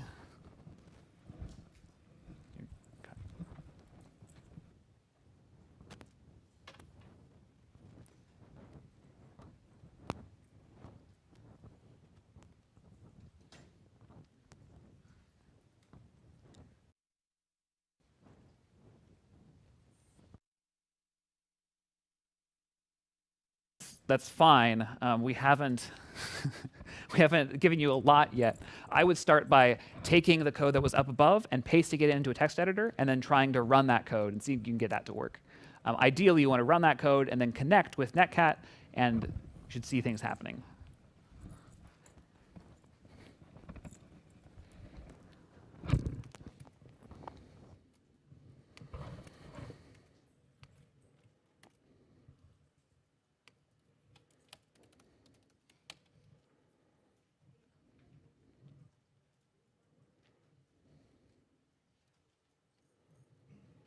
Oh boy, and I'm really excited to show you Wireshark as soon as we're at a good stopping point, but we have to write this first.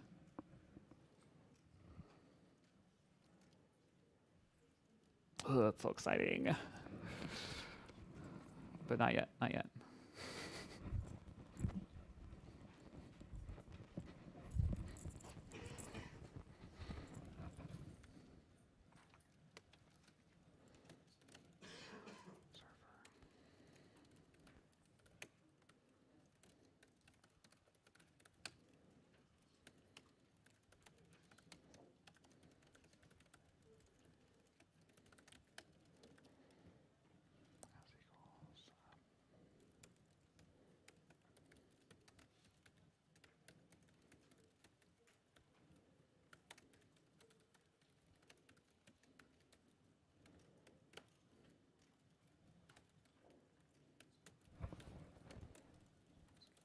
Yeah.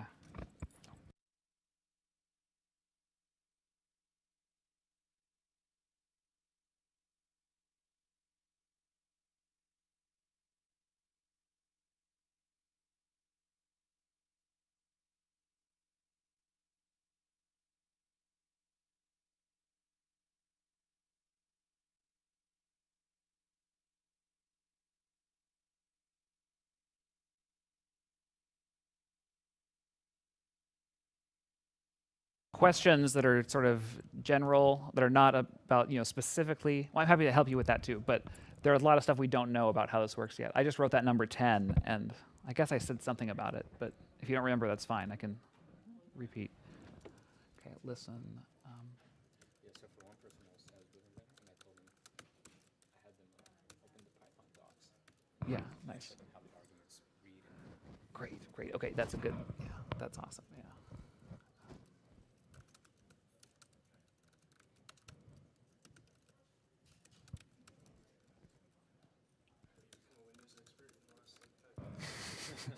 Not really. Localhost connection refused. Uh-oh. They're not connected to the internet. No, but localhost. No, localhost, yeah, yeah. So like, I think it's a Windows firewall thing, but For who? Is it multiple people or just?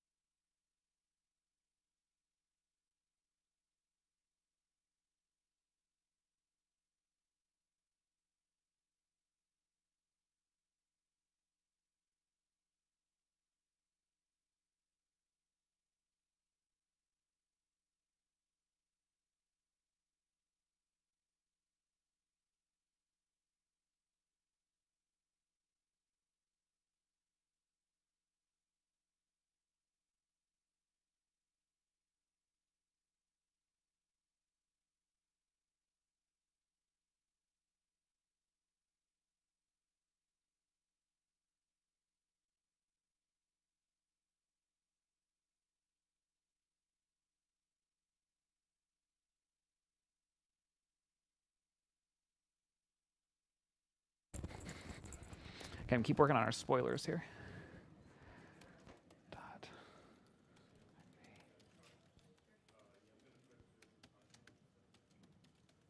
Message.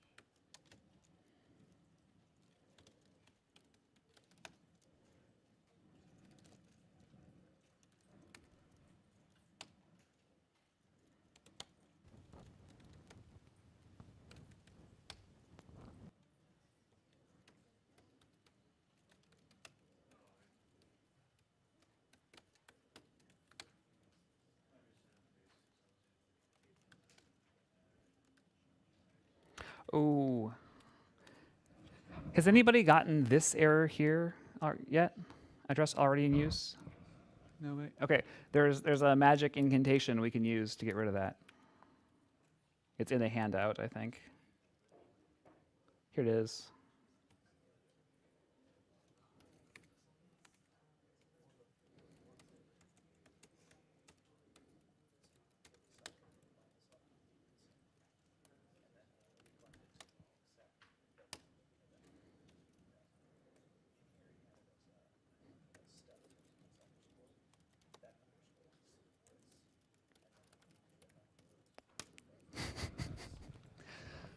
Pretty cool.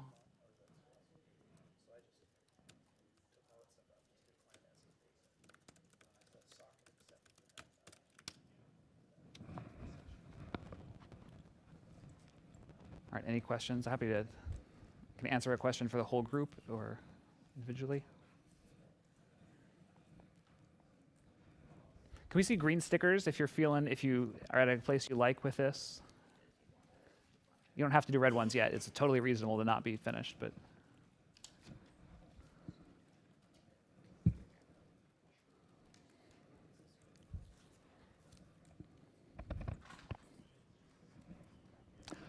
People are just trying to read this. I'm going to bump it up. Oh, there are a lot of people who are just trying to read this, so I'll make it bigger.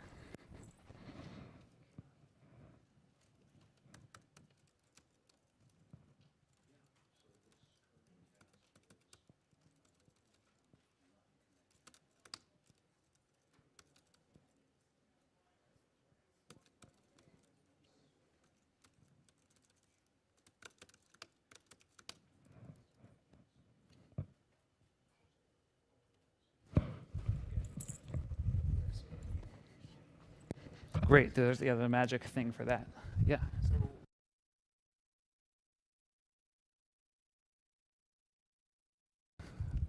I'm so proud of line 10 up here that I want to explain it to everybody. So I remembered that s.accept returns a tuple of two things. And in Python, we can do this version of assignment called tuple unpacking, where I say, you know what, I know that there's going to be two things. And instead of getting them as one object as a tuple, I want both of those elements. And I stored the first one to new connection, and I stored the second one to underscore, which is not a special variable, but there's a convention of like, that's probably not very important if I put an underscore there. So this is my way of extracting that first one in one line. It's the same as if I'd said this square 0 equals new connection. Not much better than that.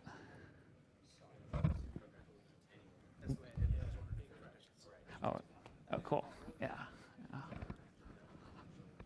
This is, I mean,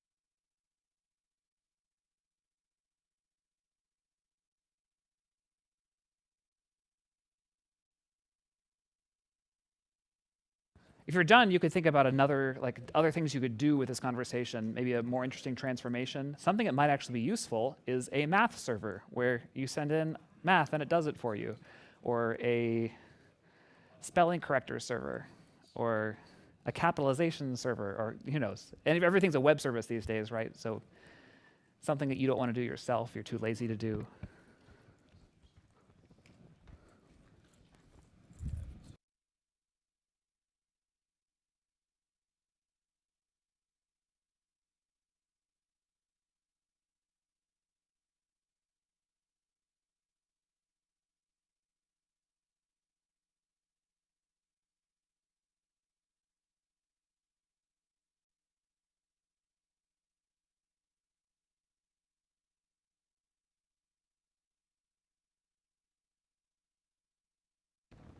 Oh, Ahmed, would you?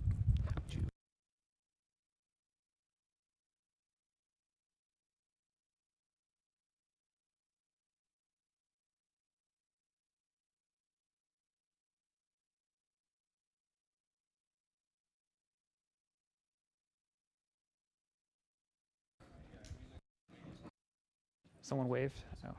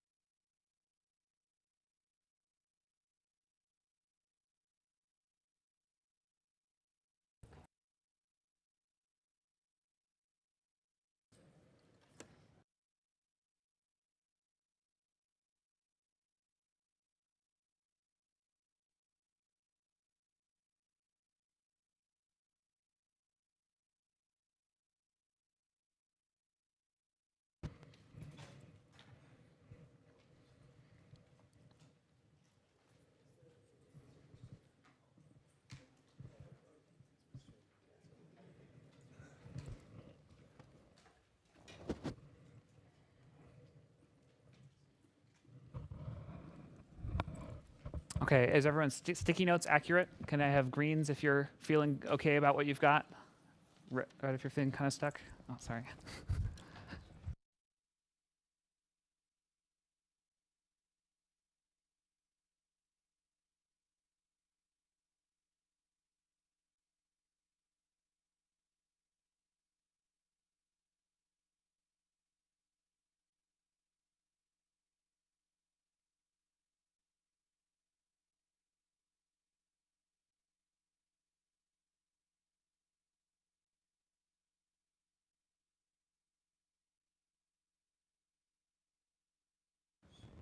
An extension for this one is that you could accept multiple connections and then have them talk to each other, but you run into concurrency stuff. And if you refer to the first exercise handout, they'll have some stuff with that. But we'll just give this a couple more minutes. Yeah.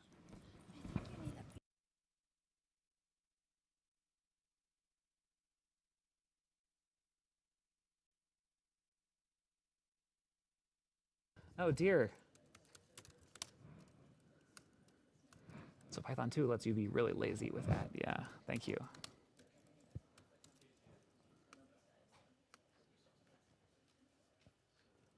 So did everyone notice that? The demo on the board was broken. And if you got a encoding error, great, good job. You correctly copied this. I've now added a B right here.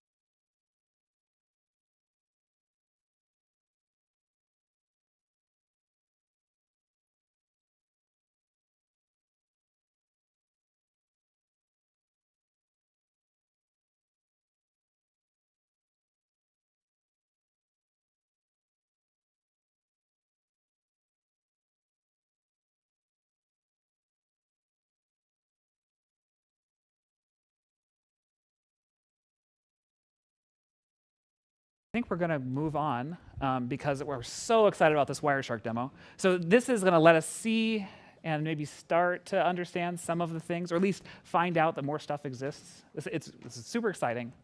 Oh, there's already that Dropbox thing coming up. I can let you. Yeah. Sure. Okay. So Wireshark, and we were hoping to show this to you earlier. Wireshark is basically a program that sits on your computer and listens to all of the stuff that's going on the sockets on your machine. So you can use it to spy on what your computer is doing. I'm going to start it up right now. Hopefully it's working now. Yes, I'm going to continue. OK. And now we get to see every line here on top. Can people see that all right? Is it big enough? Yeah. So every line that's scrolling in here is some sort of network activity on Tom's computer. You can see he's kind of a busy guy. So it's kind of scary, actually, what our computers do when we're not looking. Fortunately, thankfully, we can filter this. Okay, we won't get into the syntax of this too much, but basically we can ask it for specific types. Oh, do you know what port were you listening on? 1, 2, 3, 4? I'm not okay. listening. It's just sending. Yeah. Sure. Okay. So now we're only. So this line is, again, don't worry about the syntax, but it's basically just telling Wireshark that we're really only interested in packets that are coming to or from port 1, 2, 3, 4. So now if we make something actually happen there. Just do both at the same time. Sure. Do you have the server listening already? Yeah, the server's listening. Okay. Oh, I see. You're just recessing it. Yeah, I can do that. Okay. Okay. So now we're gonna connect to the server, right? And then we start seeing these packets coming in. So this is basically the first 3 packets here are the sort of standard TCP handshake, and you can see. So you can see it starts with the client sending a SYN packet. If you look at where my arrow is right there, that basically means, hey, I'd like to connect to this mailbox. Is anyone listening to it? The server sends back a SYN ACK saying, yes, I am listening to it. ACK stands for acknowledge, and then the client says, all right, cool, we're connected. I still want to talk to you. And notice we haven't sent any. We haven't done anything in this program yet. Yeah, So we it's haven't just actually making the done connection. anything here. Okay. Oh, and also you might notice that the bottom window is showing more details about each packet. So if you look at the very bottom window down here, this is showing basically the actual bits that are being sent on the wire in hex rather than bit by bit. And then on the right, it tries to translate the bits into characters if it does, if it's possible to do so. Not every byte corresponds to an ASCII character, but some of them do. So you can see after the initial handshake here, the first thing that comes back is a message from the server saying, please input your name, right? If we look over on this window, that's what's happening there. Right, and then if I send something, so my name is, oh dear. Okay, and the terminal's a bit messed up. That's all It could have right. sent new lines, but it didn't. Your Excellency, because that's how I like my computer to talk to me. All right, then we get some more packets coming back. Where is Your Excellency? There I am. There I am. Oh, I've got a space between the E and the X because that's just how excellent I am. All right. Yeah, so Wireshark it's a pretty big hammer. It's a tool that can do a lot of things, and frankly, I don't know a lot of what it can do. But it's really a great way to see what your programs are doing when you're playing with this stuff. Right. Just remember to look up the filter that you want, because if you're not filtering, you will get. It's kind of fun too. Yeah. You will get everything that's going on your computer.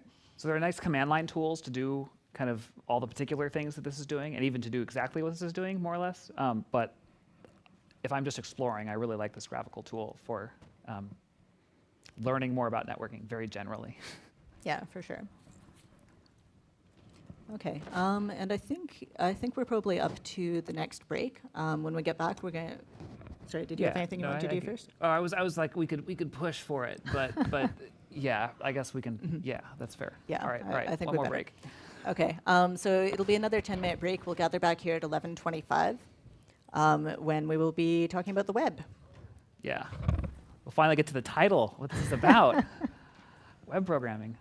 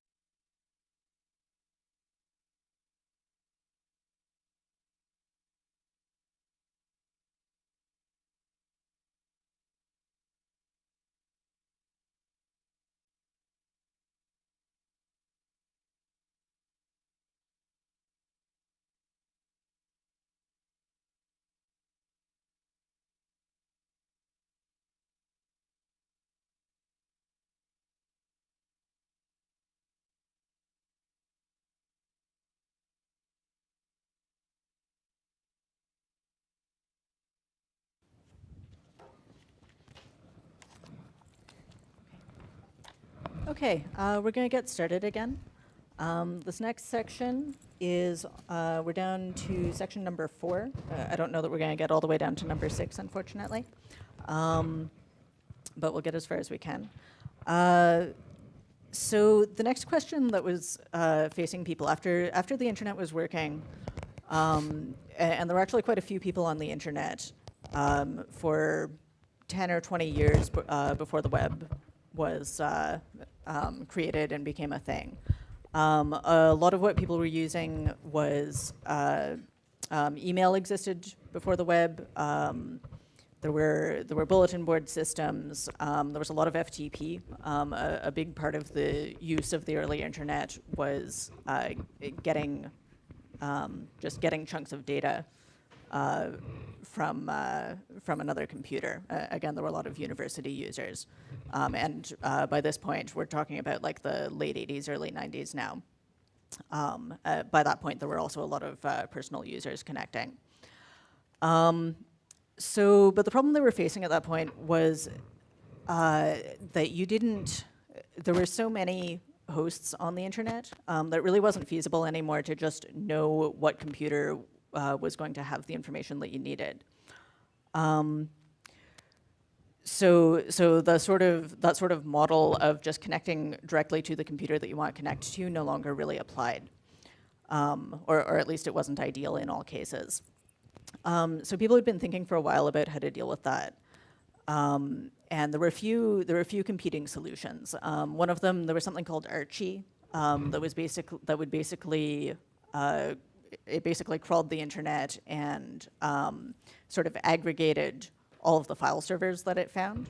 So you could connect to a local Archie server and search through all the files that were available, and then it would tell you where to go get them.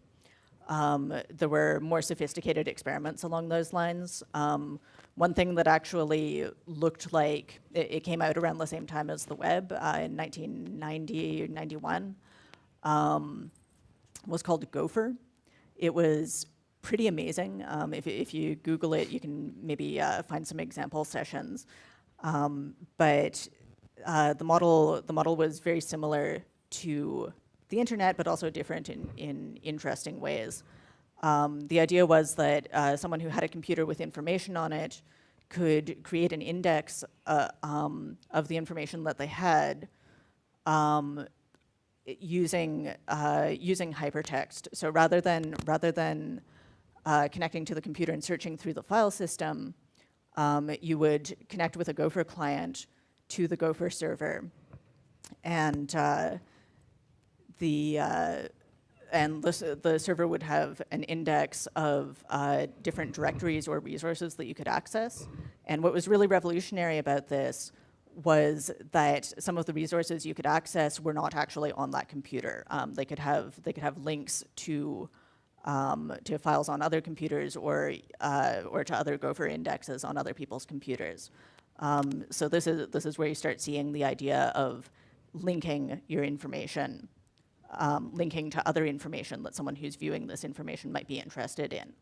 Before that, resources were very, at best you had sort of a bibliography model where you look up a web page and maybe it would tell you about, or not a web page, sorry, a file, and maybe it would tell you about other information that you might be interested in, but then you'd still have to use other means to get that information. Gopher and the early web brought together these ideas and said, no, if I'm already looking at this resource, I want to be able to go to the related resources right away. That should be one process. So the web did eventually beat out Gopher. Why is actually kind of an interesting question that I think we won't get into for time reasons. But let's talk a little bit about how the web works. So we're basically remember that networking sort of builds protocols on top of protocols. So at this point, TCP and IP were already well established for things like email. So that was sort of solid technology that people could work with. So they started building these other protocols. HTTP was a protocol that got built on top of that stack. So it assumes that you've got a TCP socket to a computer, and it sort of specifies how you can get the hypertext information that you're looking for from that computer. So let's go to a demo over here. Put your password there. Yeah. Okay, so to start with, and you guys can type along with this if you want, it won't be, shouldn't be too long. Let's try netcutting google.com and see what it, oh, Port number 2. sorry? Port. Yeah. Okay, hopefully that's gonna, hopefully our It did internet it. connection is, It worked. oh, okay. Okay, so now we've created a TCP connection, which we've done before. Google, the server that's listening on port 80 on this machine that we found, is not sure what we want to do. We happen to know, just by convention, a lot of web servers tend to run on port 80. So we are going to see what we can get by typing in an HTTP request. Whoop, there we go. So that's what Google's web page looks like. You can see that Netcat is not actually the best web browser. But if we scroll up a bit, we can look at some of the, holy moly. I wonder if there's a simpler web page we can look at here. Yeah, we've got tons of JavaScript here. So much JavaScript. So it used to be that this would, when the web was starting, this would probably be enough data to actually crash your computer by using up all of the memory. But we've gotten very blasé about that sort of thing. We don't think about it too much. Tom, can you think of something offhand that would be just plain HTML, like a little less? Yeah. No. What's that? Example.com. Is example.com a good It example? might be a more Let's compliant see. server. We'll see. Let's see. Sometimes we can't get away with Okay. these like very barely. Oh, look at that. working- Okay. Ah, This nice. is a better nice. example. Thank you so much. This is a better example of what the early web would have looked like.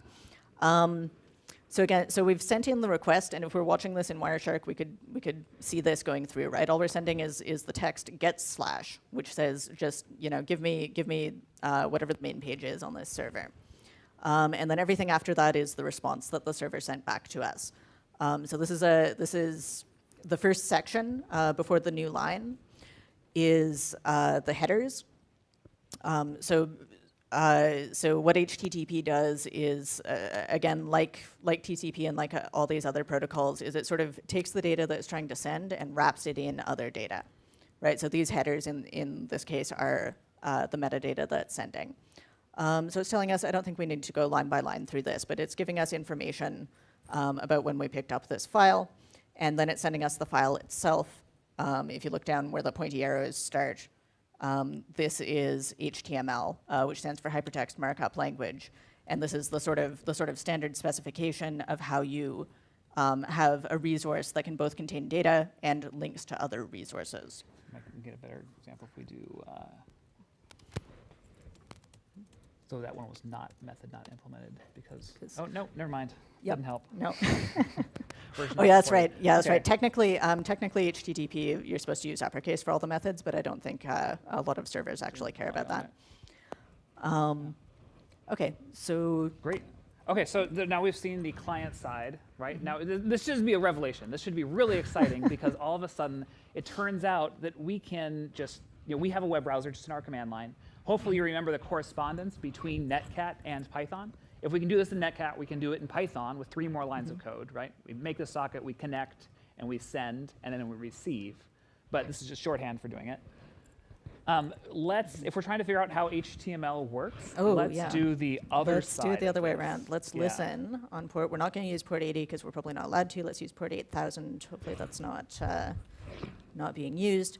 So now, so once again, I've got a server, and again, Netcat is just a shorthand for stuff that we can do in Python, right? You've got at least a basic version of a server. So you could do this, it'd just be a little more verbose. And then let's go over here, and let's connect to localhost 8,000. Apparently, Tom has done this before. Okay. So it looks like we're connected. Nothing's happening because our server, we don't have an actual web server sitting there. But if we come back, okay, so up here you can see this is where I told it to listen, and now it's telling me that it's gotten something.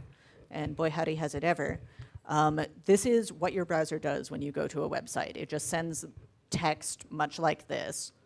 Again, a standard HTTP request, telling it what it wants, telling the server what it's expecting to get, right? So it's saying where the request is going to, it's saying what sort of connection it wants, it's saying what sort of encodings it'll accept for the content, and apparently it's sending a cookie, which we are not going to go into at all. If you haven't tried this, definitely try this. Yeah, right oh now. yeah, This like, is type, like please do exciting, type along visceral. with this. After It's you do fun. this, you're a web developer, right? You're now writing. In fact, you're a server developer too, because you're just right here in the server. It's like I'm just going to have my website be it someone manually typing out responses. Yeah. So that's what Rose is about to do, right? Yeah, that's right. So now we're going to be the server and Yes. write out Okay, whatever whoops, we want. not like that, we're not. Okay, And what is again- it? HTTP. Missing like, a. oh, You're okay. You're Is right. that Cool. right? No, we got away with Okay. it. Yeah. That's okay. So we're doing a lot of things here that are barely standards compliant or not quite compliant, Yeah. but the browsers will accept. And Yeah, browsers are not picky because a lot of early web servers, who am I kidding? A lot of web servers are not too picky about what they actually do. Okay, so I've sent back an OK message just saying I've gotten that request, and I'm going to send you some HTML now. Hold on, there we go. And I'm going to send some basic HTML. Don't worry, and again, this is going to be not proper HTML. Whoops, not B1, B. The stuff you got back from Google. there you go. Yeah. That's, you can come up here and type it if you want to. I'm not Yeah. going to. Okay. All right, so I'm going to send some very terrible, okay. Right. Whoop. Right. There we go. Oh, and then I close the connection. That's right. Okay, and let's see what the browser made of that. Oh, and we've got "hey" written in bold letters. I don't know if you can see that. Right. That's what those B's in pointy brackets meant. So yeah, you can actually be your own web server. If you know exactly what you're hoping to find on the internet, you can just type it in yourself at Netcat, and you don't need an internet connection anymore. Yeah. Yeah. Reset the environment here. We've got setting Wireshark aside, which is a tool for monitoring connections and digging up. Yeah. You've got Netcat, which is providing the server and the client. You've got Python via the prompt, which is the interactive. And then you've got Python coding. So as you jump between these things, can you clarify which Oh, sure. Yeah. Yeah. So someone just asked something like, "Hey, there are 3 different contexts in which we're doing these things that all look the same because my text editor is a terminal, so it's hard to tell when I'm typing code, like for a Python script, stuff we want to repeatedly do, which we've been doing for the projects." Exercises we're typing at the command prompt with the Python prompt, the 3 greater than signs, and Netcat. See, 3 totally separate contexts. So thanks you. Yeah, that's a great point. Yeah. So it's just to be very clear here. This is at a command line where we typed Netcat, and right. And now we could go do the same thing in Python, but we're not going to because it would take more lines of code. Thanks. Yeah, that's okay. Yeah, that's right. But again, you could in principle do that in Python as well. You're actually at a point now, and I think we'll be getting to that soon, that you could write a very simple web server. Not standards compliant, but you're up there with the best of them. Don't worry about it. I think before we do that, Tom wanted to show you some of the some HTML in the wild. Okay, cool. Let's do that. We can go back to example.com, confirm like yes, this really is the same thing. We could go to view. Well, we can't because we didn't get a successful request through to them, but we can look at page source here. Cool. And a interesting thing. I might slow down a bit. So what he's doing here, what the browser does is it gets this chunk of HTML and then it renders for you in a way that's easy for you to look at, like with links that you can click on, for example. And what Tom's doing here is looking at the actual HTML that was sent by the server. So you could start exploring this stuff now, right? Any website, you're going to be able to go view source, look at that HTML. We've looked a little bit at HTML now, right? But HTTP is the way we're exchanging that information. That's the kind of server we're about to build. HTML is the one thing that was especially designed to transmit, but you use HTTP to transmit a lot of other stuff.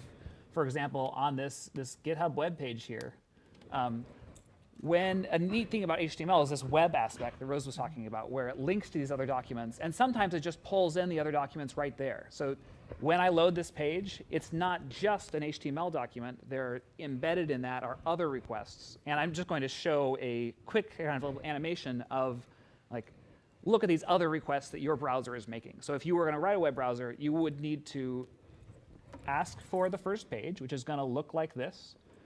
So this is the source for that page. There's quite a bit of it, but there was not enough information here for the whole thing. And there's a tab in here.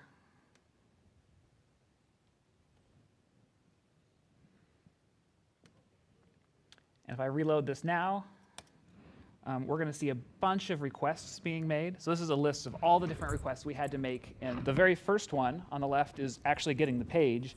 But then that had a bunch of other listings we were also supposed to go look up. And it kind of cascades down because each one can lead to more requests. And so we're not going to get into this much, but this idea of HTML is powerful because one HTML document can spawn a lot of these HTTP requests. So next up, we're going to build an HTTP server. And at this point, there starts to be enough lines of code that you don't need to do it from scratch anymore. If you look at the next handout, our HTTP handout, bring that up. These are the exercises we just did, plus a little bit. And now we're down to the project, write a web server. I suggest taking this code and copying it. And then we want to do what an HTTP server typically does, especially on the early web, which is that we're going to receive a request, read the request, and find out what file they were looking for, what resource they were looking for. But early on, that meant file. So someone asks for cat.jpg. We are going to, on our system, open the file called cat.jpg, read the bytes of it, and send them to the browser. Now, I think we may not finish this, but I guess we're going to start this exercise, at least to get something like this running. I'm going to walk you through the code real quick because I'm asking you to copy and paste it. We've seen this stuff before. This is the same as our early server that we wrote.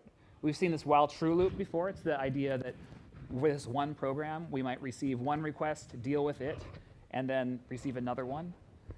We're doing some parsing in here, these requests.splits. This is looking at that first header line and trying to find the middle piece, which was get, and then the second piece, which was a slash before, and could be any file if we're looking at, we saw that before, yeah.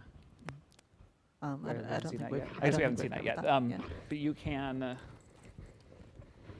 when we do a request,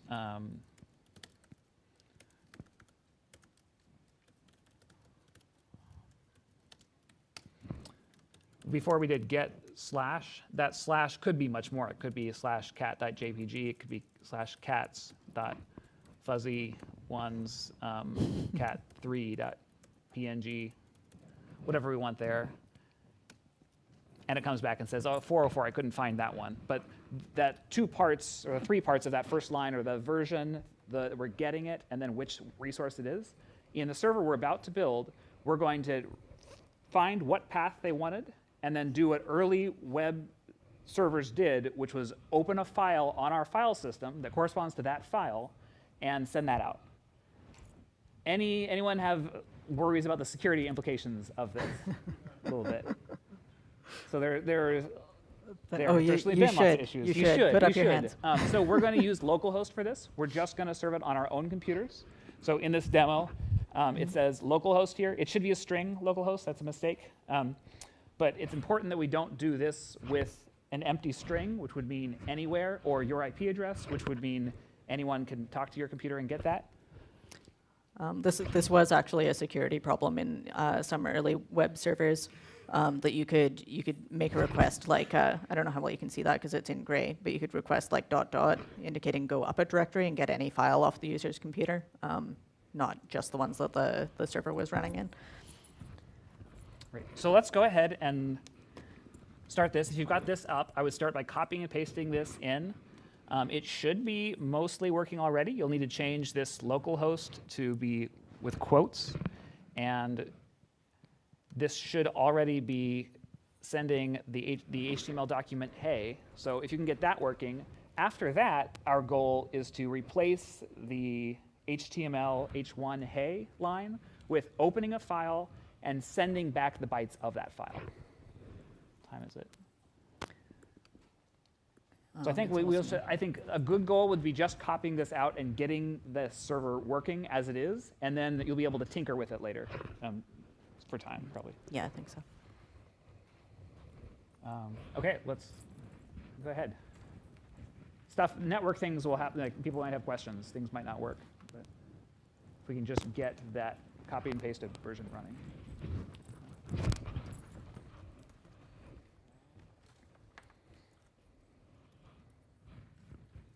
Hopefully this is also a little bit mind-blowing. It's like, oh, all that an HTTP server is something that sends back those words, like those letters, and then I guess you can read a file back to it if you want to.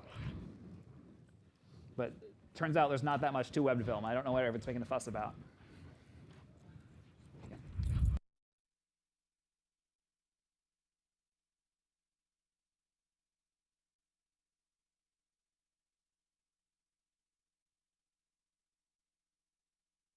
I was not real clear about that. I'm going to actually demo that here while we're going. You're welcome to keep going if you've got it. But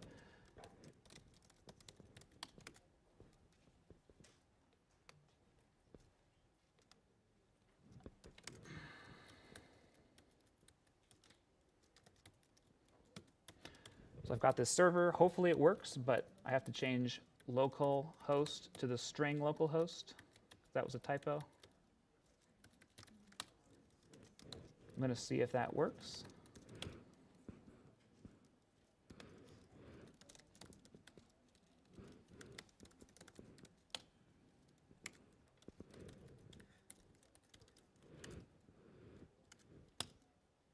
Cool, it's working.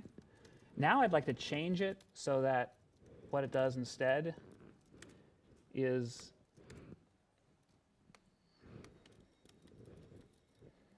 instead of sending exactly this contents no matter what, I'm going to say, you know what, let's go ahead and open that path. And we can be nice and Python-y about it. With open as f, I'm going to open it in read mode. Also going to open it in binary mode. And then on here, I'm going to say send all, which is a new method we don't know about, which lets you send more than about a megabyte at a time, or maybe however much fits in a single send call, because our file might be bigger than that. This is all in the exercise handout.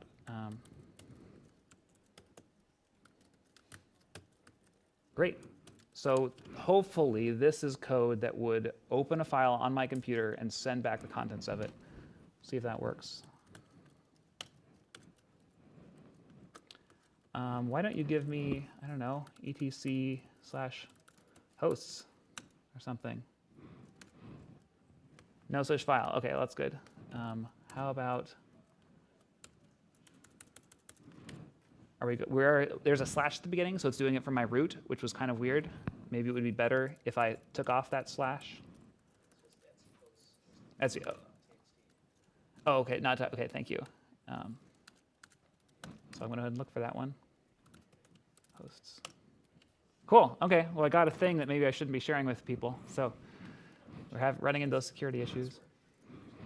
Yeah, just to check, just to find out.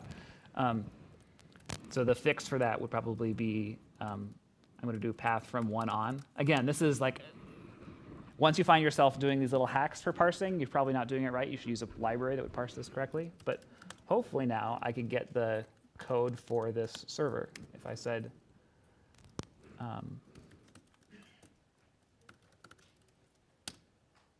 great, that worked. So I typed server.py.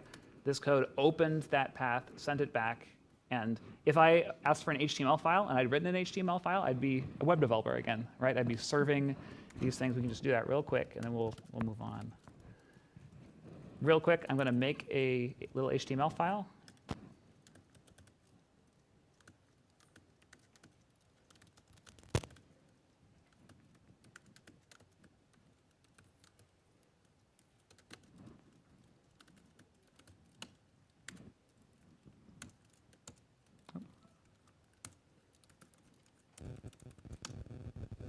Uh-oh. I still have to run the server. Cool. So we're doing web programming now, where this is definitely, the title has been validated. This is web programming. But I think for time, we're going to move on. We were... Oh, right. OK, great. We have time to do that. Terrific. Do you want to talk about what happened with web scripting history? OK, so we're going to move on for now, despite I see no green stickies and didn't ask for them. Or I see there's a couple green stickies. Sorry, yeah. Do we do, because we have 20 minutes, is that right? Yeah, I think so. Oh, 25 minutes, OK. Great. So we're going to recount a bit more web history for us. So at some point, web servers were things that received HTTP requests and then found that file on their file system. And then someone came up with the idea, well, what if that wasn't a real, this is, again, maybe not real history, but my fake version of history, how I remember things, is someone thought, wouldn't it be great if I could give different people different things? Or wouldn't it be great if I could put the current time on my website? You've seen really early websites that are like, the current time is, and they seem to think that that's a really cool feature. At one point that was, because you were just serving a file. And if you were going to make it give you the current time, I guess you'd write another program to rewrite that file, like, once a second with the current time in it. But there's this idea of, instead of that script rewriting the file, maybe we don't need to do it once a second. Let's just do it anytime it's needed. Let's just run a script every time we get a web request and generate the file ourselves. So this was CGI programming. This is kind of PHP. This is Perl. This is lots of tools that you might use where a request comes in and you run a script real quick to find out what you're going to hand back to the user. And this is an important forerunner, sort of our modern web stacks in Python. It's a little bit different, but it's also really easy to modify the thing we just wrote to do this. So what if, instead of opening a file, like I just did here, we ran a script? In fact, I'm just going to do that real quick, because that might be the easiest way to demonstrate that.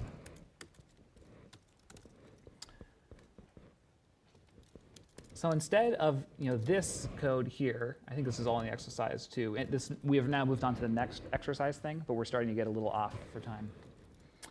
I'm not going to open a file. I'm going to, I guess I'll import subprocess.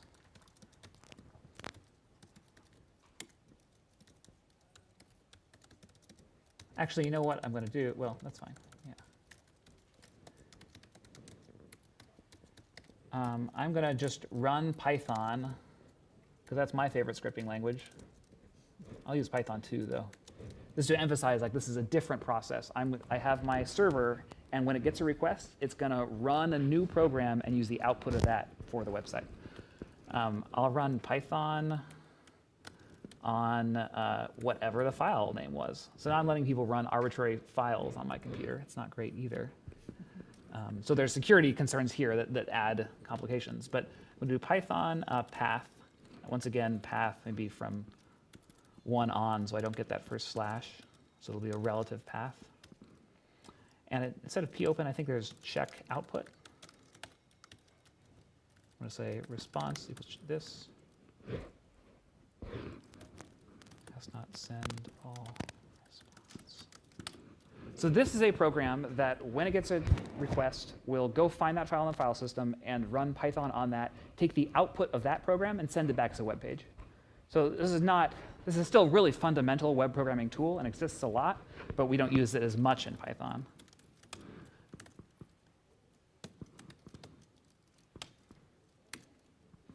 So when I run stuff.py, I'm expecting an error from Python, which will say, like, hey, return non-zero status, because that didn't exist. Great, so I'll write one. Stuff.py. So again, these are both 2 files that I'm writing. This one's just going to say, how I print, I don't know, like HTML Maybe we could import time and print time.time. And then we could print closing HTML. So there's a little bit more to, oh, go ahead, thank you, yeah. There's a little more to CGI where you could pass in query parameters, which are the things after a question mark in the path. You could pass in cookies maybe, and then your script got to deal with those. But the general idea was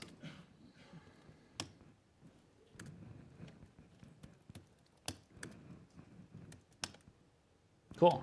So now we have a script, and we could have just run it once a second to create a file, but we skipped that step, and we are running it each time we get a request. And maybe we could cheat a bit. If you've seen on the web, there is a lot of things where it'll be stuff.pl, and there's a lot of stuff where it'll be stuff.php. And what's probably happening is that the web server is getting that, looking for like a mapping of that file path to something on the server path, running that PHP program, and then taking the output and spitting it back to you as a web page. So that's neat, that's great and all, but that's not.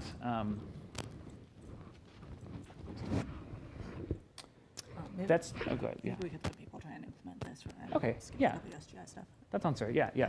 All right, so let's look at implementing this. If you've got that working server before, if you've copied that into a file, some people got as far as modifying that to open the file. Now let's try that subprocess thing.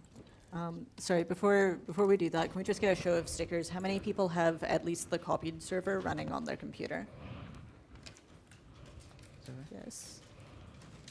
Okay, looks like Looks like most most people. doable. Okay. Great. Okay, so let's make this change. Again, it's going to be real important that you're binding on localhost, because someone else, even though I wasn't able to figure out how to send messages between computers here, someone else probably could figure it out, and then they could be running arbitrary code, well, arbitrary files, which could be like arbitrary code on your computer. This is the interesting part, right? This is the part we're changing. You'll have to import subprocess. Check output is the easiest call to use. Check output takes a list of as many things as you want. In this case, it's going to be Python every single time, and then on this side, it'll be the path. Then, so check output is saying run a program called this, and then pass this thing as an argument to it.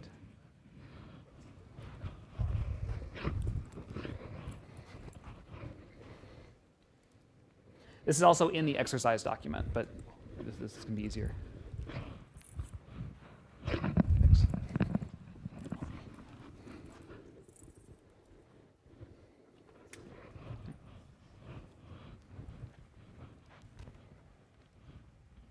And hopefully this is also this empowering moment. It's like, I could run a server that, I guess I'm telling you not to run this in the open web, but you could run an HTTP server that runs arbitrary code. Like you're a web developer now.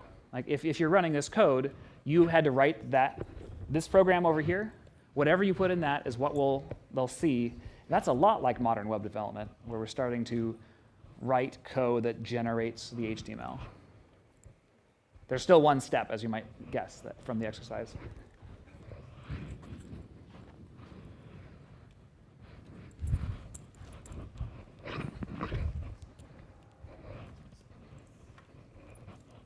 One hand.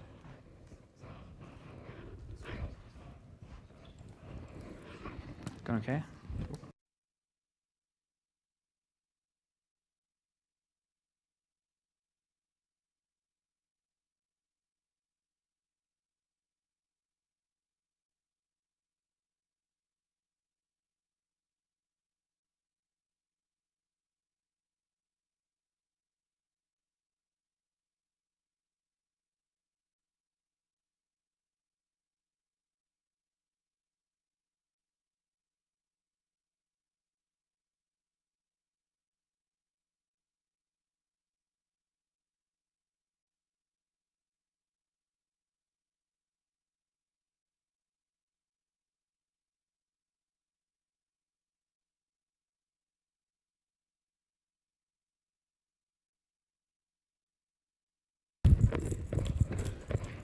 Someone pointed out I might have been running this with Python 2 and not caught an error with it.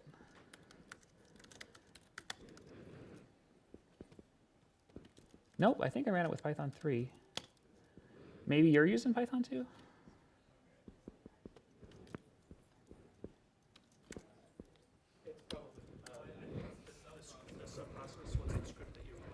Oh, okay, yeah. It's an error in your subprocess.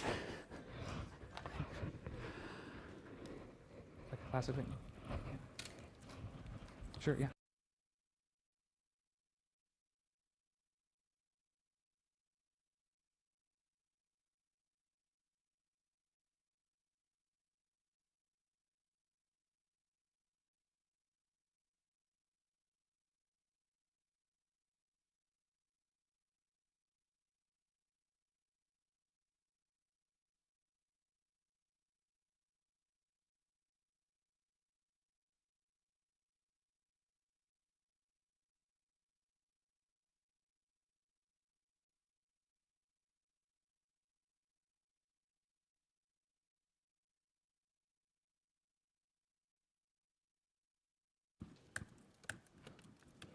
Yeah, sorry, it didn't all fit.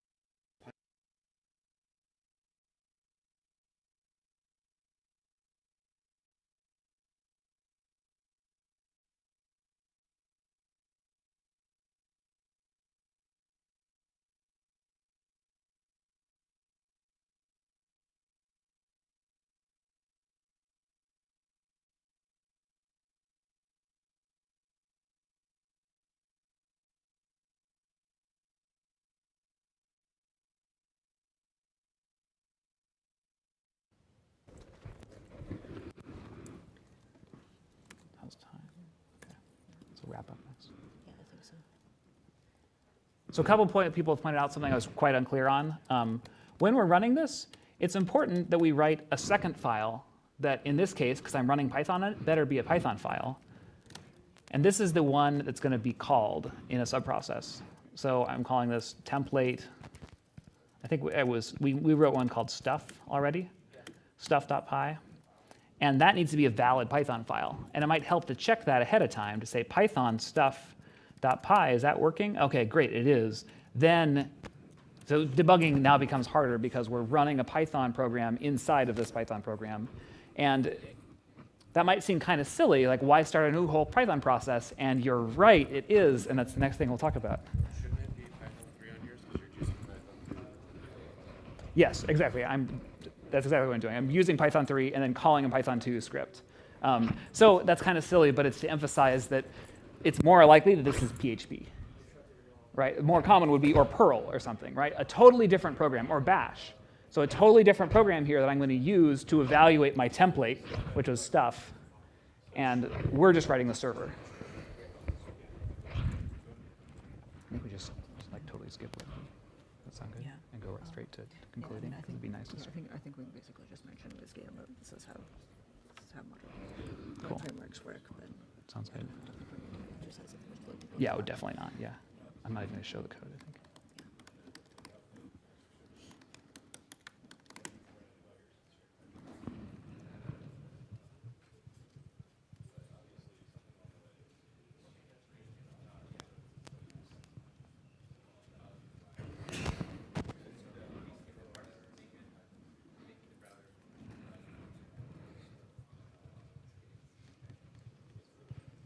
Could say any of these things.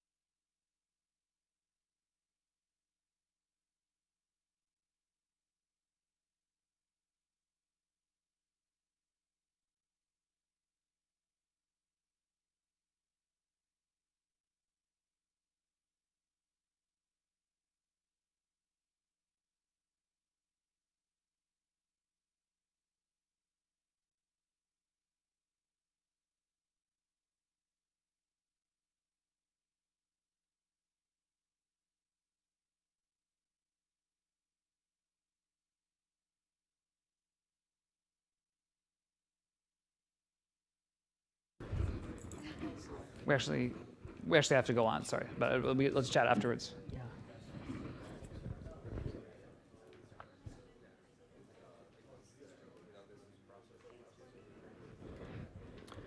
So we're about to wrap up. I'm going to briefly talk about where we might have gone next, which is this thing called WSGI, which is this idea that instead of going to a sub-process, let's just use the same process. Let's just run a Python function in there to generate the response that we want.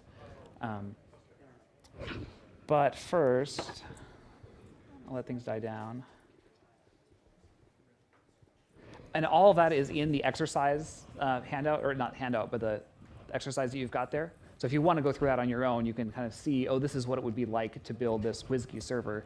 The reason that last step is important is this thing called WSGI, WSGI, which is just the idea that, like, why don't we just have a constant signature you call a function with? Like, is that you get to separate your application code from your server code. So far, we've been writing the server and then also writing the thing we want it to do. But we should not have to write servers to do web programming. It's hard work. You have to write a little HTML or HTTP parser to parse those headers. You have to do a lot of things, and it's nice to leave that to someone else and just write the application part, or vice versa, just write the server part. So that's the big idea of this WSGI thing that we're not doing the exercise for. And generally, as some concluding remarks, I hope that the frustrations and errors of this, I hope you had some errors. I hope you were stuck at some points. Because the most translational part, the part of this workshop that is most useful in kind of real network programming or like web development are the errors.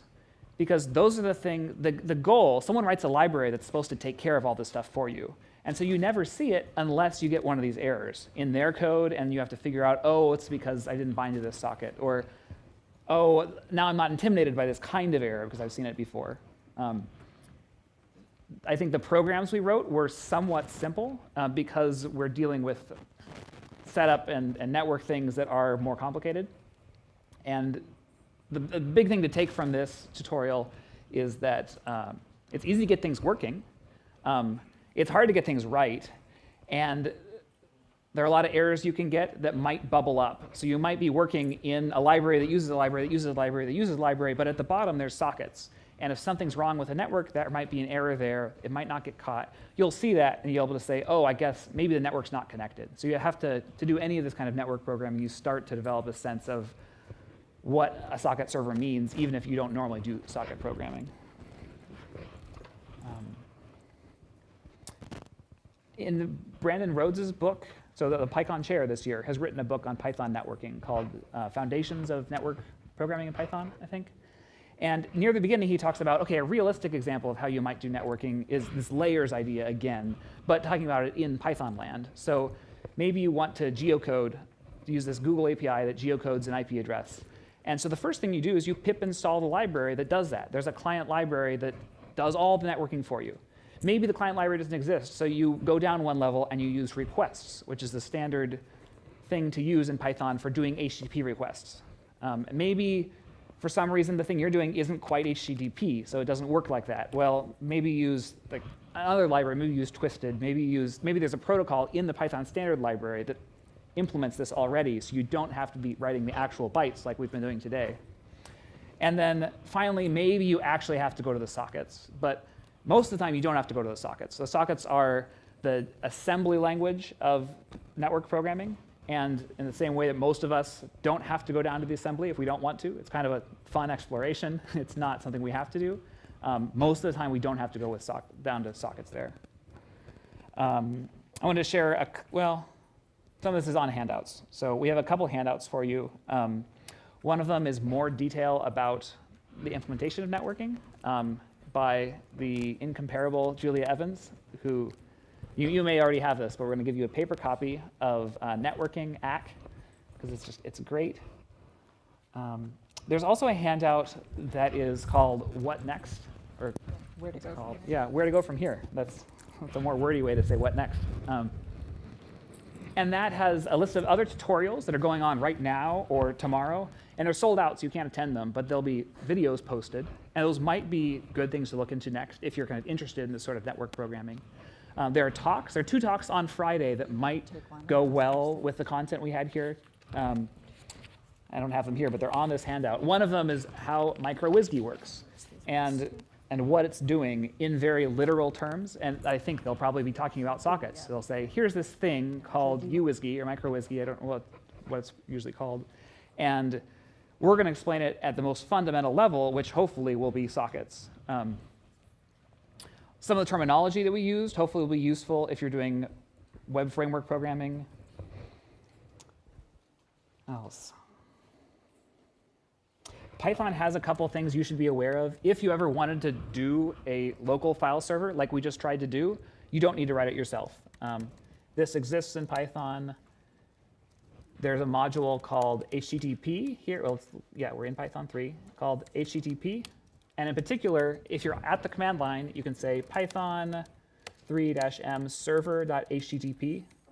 And this runs an HTTP server in port. Oh. It always does that, huh?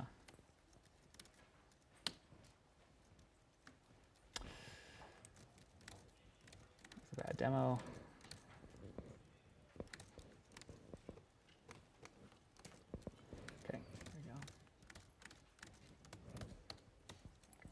This runs an HTTP server in your current directory. There's another version of this that does it for a CGI server. Python comes with a lot of this stuff. And if you're trying to do a network thing, there's probably a Python library for every level of that. So you can go as high level as you can, and then maybe you need something special, so you have to drop down one layer. You want to use requests, but you need to do them concurrently in a way that the request library doesn't quite support. Well, there is the URL-lib library, or HTTP-lib in Python. And so if you know about some of the rungs of this ladder, you don't need to go all the way down to sockets. Anything else? Great. Hey, thanks so much for coming. I'd love to talk about this or anything else over the course of the conference. Same? Yeah. Yeah? Okay. Great. Thanks a lot.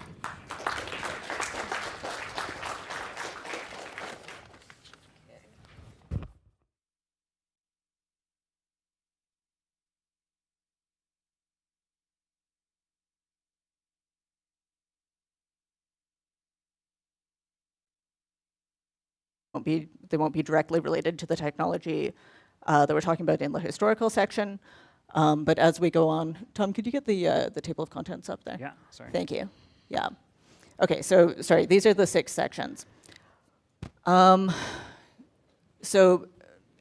we go on to the later sections, you'll see that the exercises sort of come together and start relating more closely to the topics we're discussing. So a few words about the exercises. If you can, you've probably already seen that you've got sticky notes in front of you. Please use the green ones when you're done the exercise, and please put up a red one if you're having trouble with it. That will let us and the helpers know when you need assistance. Please don't be shy. If you're confused about something, odds are that someone else is too. If I can interrupt. With that, unfortunately, we may not be able to go for 100%, but it's better if we can assess. If you think, oh, I must be the only one behind, it may be that everyone is behind. That already happened once today.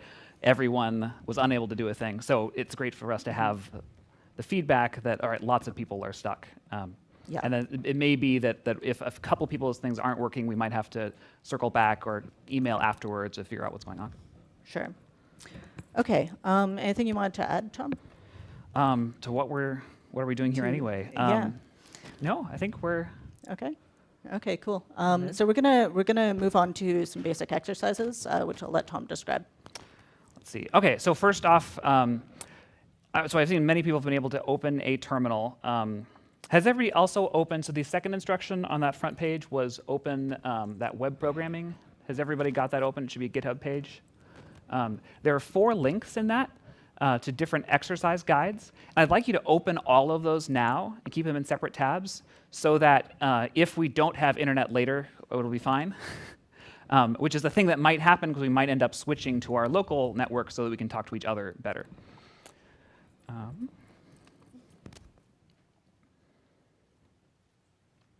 So can everybody open a terminal and type Python 3 actually in it? And our first goal is going to be relatively simple. We're going to try to square the number 3294. which happens to be the number of PyCon attendees last year. And I guess if you squared it, maybe that would be like the number of connections that could happen between people in theory or something. So can everybody, and I'm going to demonstrate here. I'm pulling up a terminal.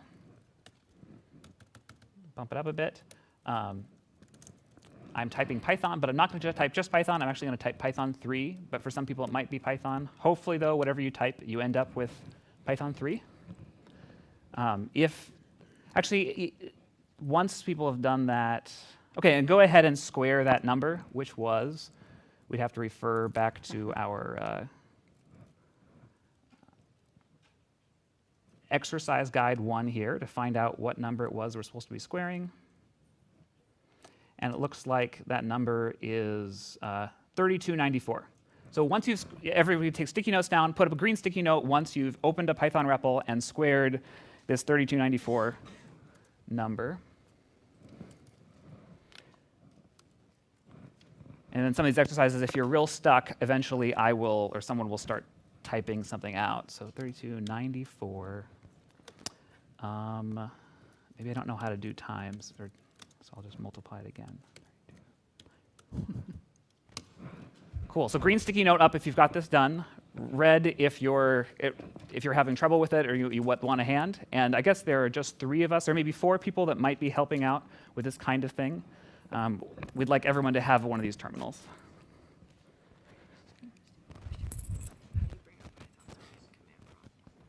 That's a good question.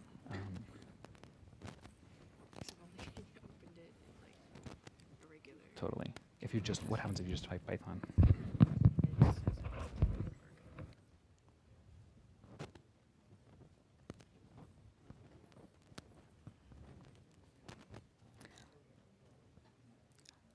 So if you do have it, please do put up a green sticky note so we know that you're all right.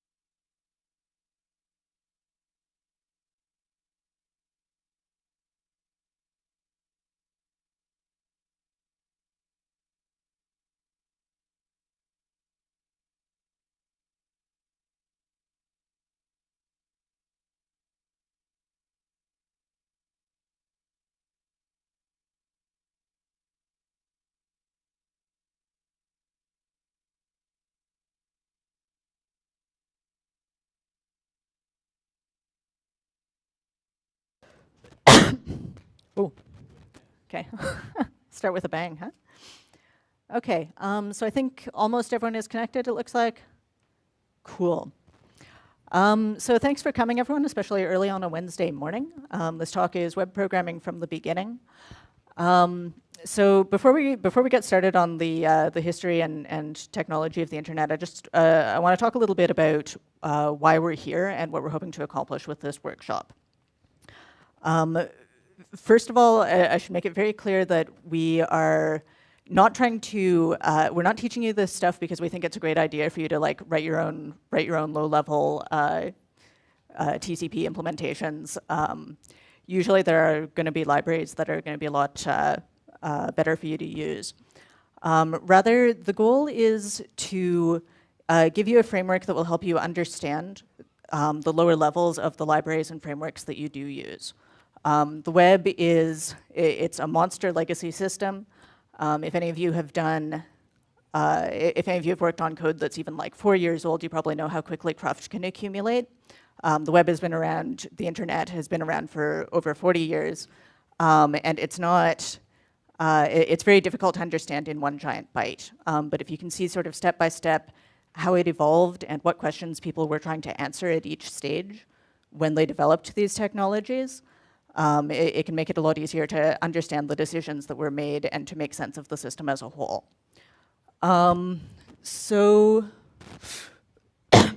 Excuse me.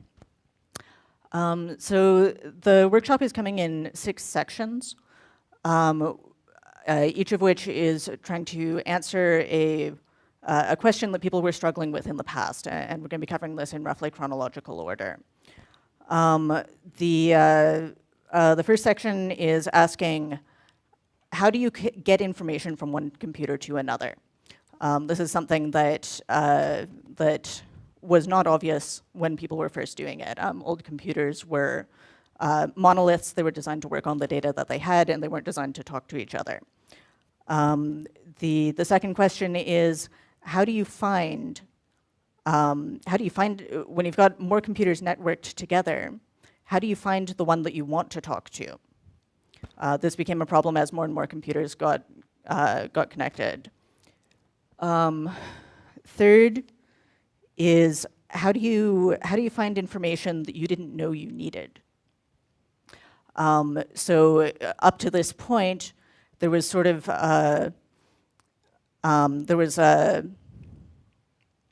there was the assumption that you knew what computer you wanted to connect to, and it was just a matter of finding it. But as more and more people came online, it became an issue. People didn't even necessarily know where to find the information that they needed. And then finally, we'll look at the modern web after that. So each section is going to have a historical piece and some exercises. Obviously, we can't. We don't have 60s technology to work with, so we can't. The exercises are going to be a little more abstract at the beginning. They won't.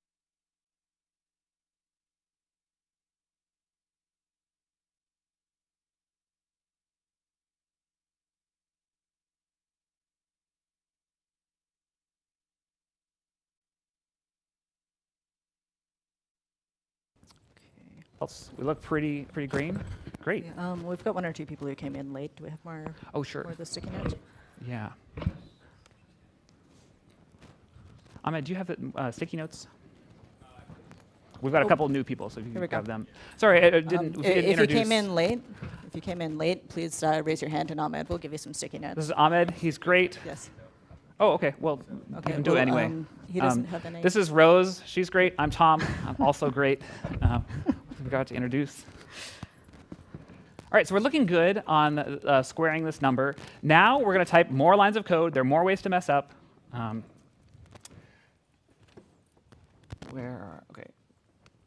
This is outlined again in these exercise notes. So if you wanted to look at trying to get this later. We are going to connect to another computer now. So similar to the telnet session, you have going on still in another terminal, hopefully. So ideally, you have both of these terminals. Netcat. Netcat, thank you. Netcat. Now we're going to do the same thing with Python. So we're going to need 4 lines of code here. They're written on your exercise. I'm going to type them now. They are import socket, s equals socket.socket, s.connect.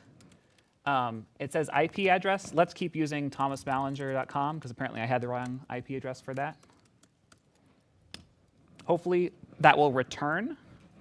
And then as our last line, we can send a message.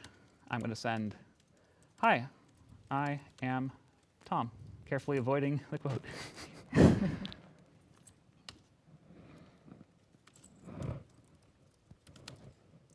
And then hopefully in another terminal, you've got your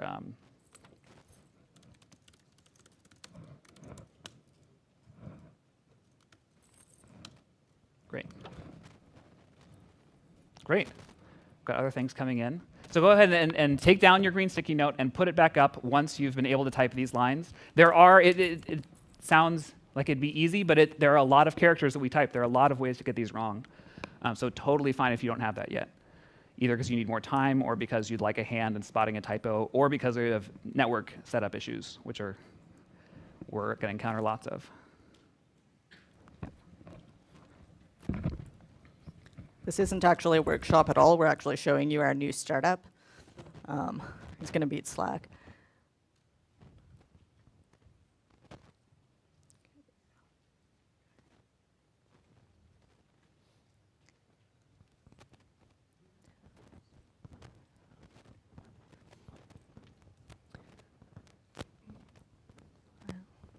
Are you able?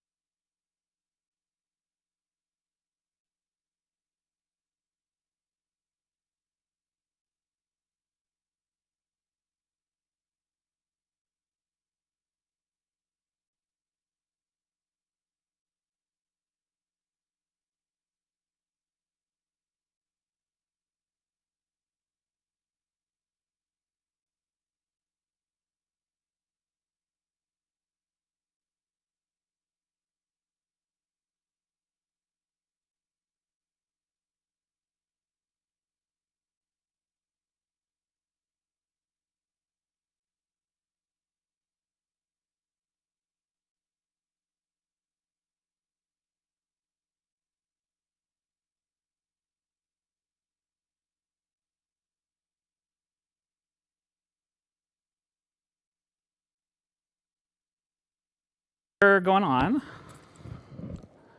What does it say next? Oh, next it says, what were we even doing? So we just typed some code. Now I'm going to try to take questions to like a good question, for example, would be what just happened? What were we doing? How am I seeing words on my screen? Does anyone have a question like that? I'm saying explicitly this would be a great time to ask questions. There should be all sorts of things that are new and confusing. I have some questions I could use as backup, but do you have any questions now? Yeah. Will we be considering any security issues during this? Is a great question, and we will mostly be saying, here's a thing that's not a great idea and we shouldn't do in general, but we're doing here. But that's a great question. What kinds of security issues have we dealt with so far? So far, we have this netcat thing, and if it's safe, then I guess we're safe, but we're also writing Python code, and that's scary. Let's do a scary thing now, actually. Let's write one more line of code where we say, s.recv, and then a number like that. This is going to bring down some bytes from the network. And this is where it starts getting scary, right? So I'm going to receive these bytes. They party out. People are typing all sorts of stuff, right? I want to say this is pretty safe, because all I did was get some bytes. But all sorts of scary things can happen when we do this. Hopefully, so what Python did here was it built a string object and put that in memory. Hopefully there's nothing wrong with that. There is in a lot of systems where you get a buffer from the network and then something happens to it. It's like, oh, it was a little bit too big and now it's some code and someone else ends up executing it later. All sorts of things like that. Here, this should be pretty safe. We might be offended by something we see in here, and I'd ask everyone to follow the code of conduct, right? But mostly what we're asking is, display these bytes for me. And the bytes might not format well. It might mess up our terminal formatting. It might turn our terminal blue. It might make a beep because there's a terminal character that makes a beep. So there are a lot of things that could happen. Because we're printing the string, the Python repr of the string, most of those things won't happen. We'll just see like what the string would have been. But right, we have to be really careful with that, because as soon as we take this code and put it on a birthday card, now we're exposing ourselves, right? Or if we take this code or these bytes and try to run them, that would be a problem, absolutely. So we'll talk a little bit more about that. All right, another question like that. That was a great question. Doesn't even have to be that good. Well, how would you have done this, say, would you been able to do what we just did, say, in the 80s or the 70s? Oh, that's a good question. So That's a good point. We'd Yeah, be stuck definitely with not- some less exciting language. definitely not in Python.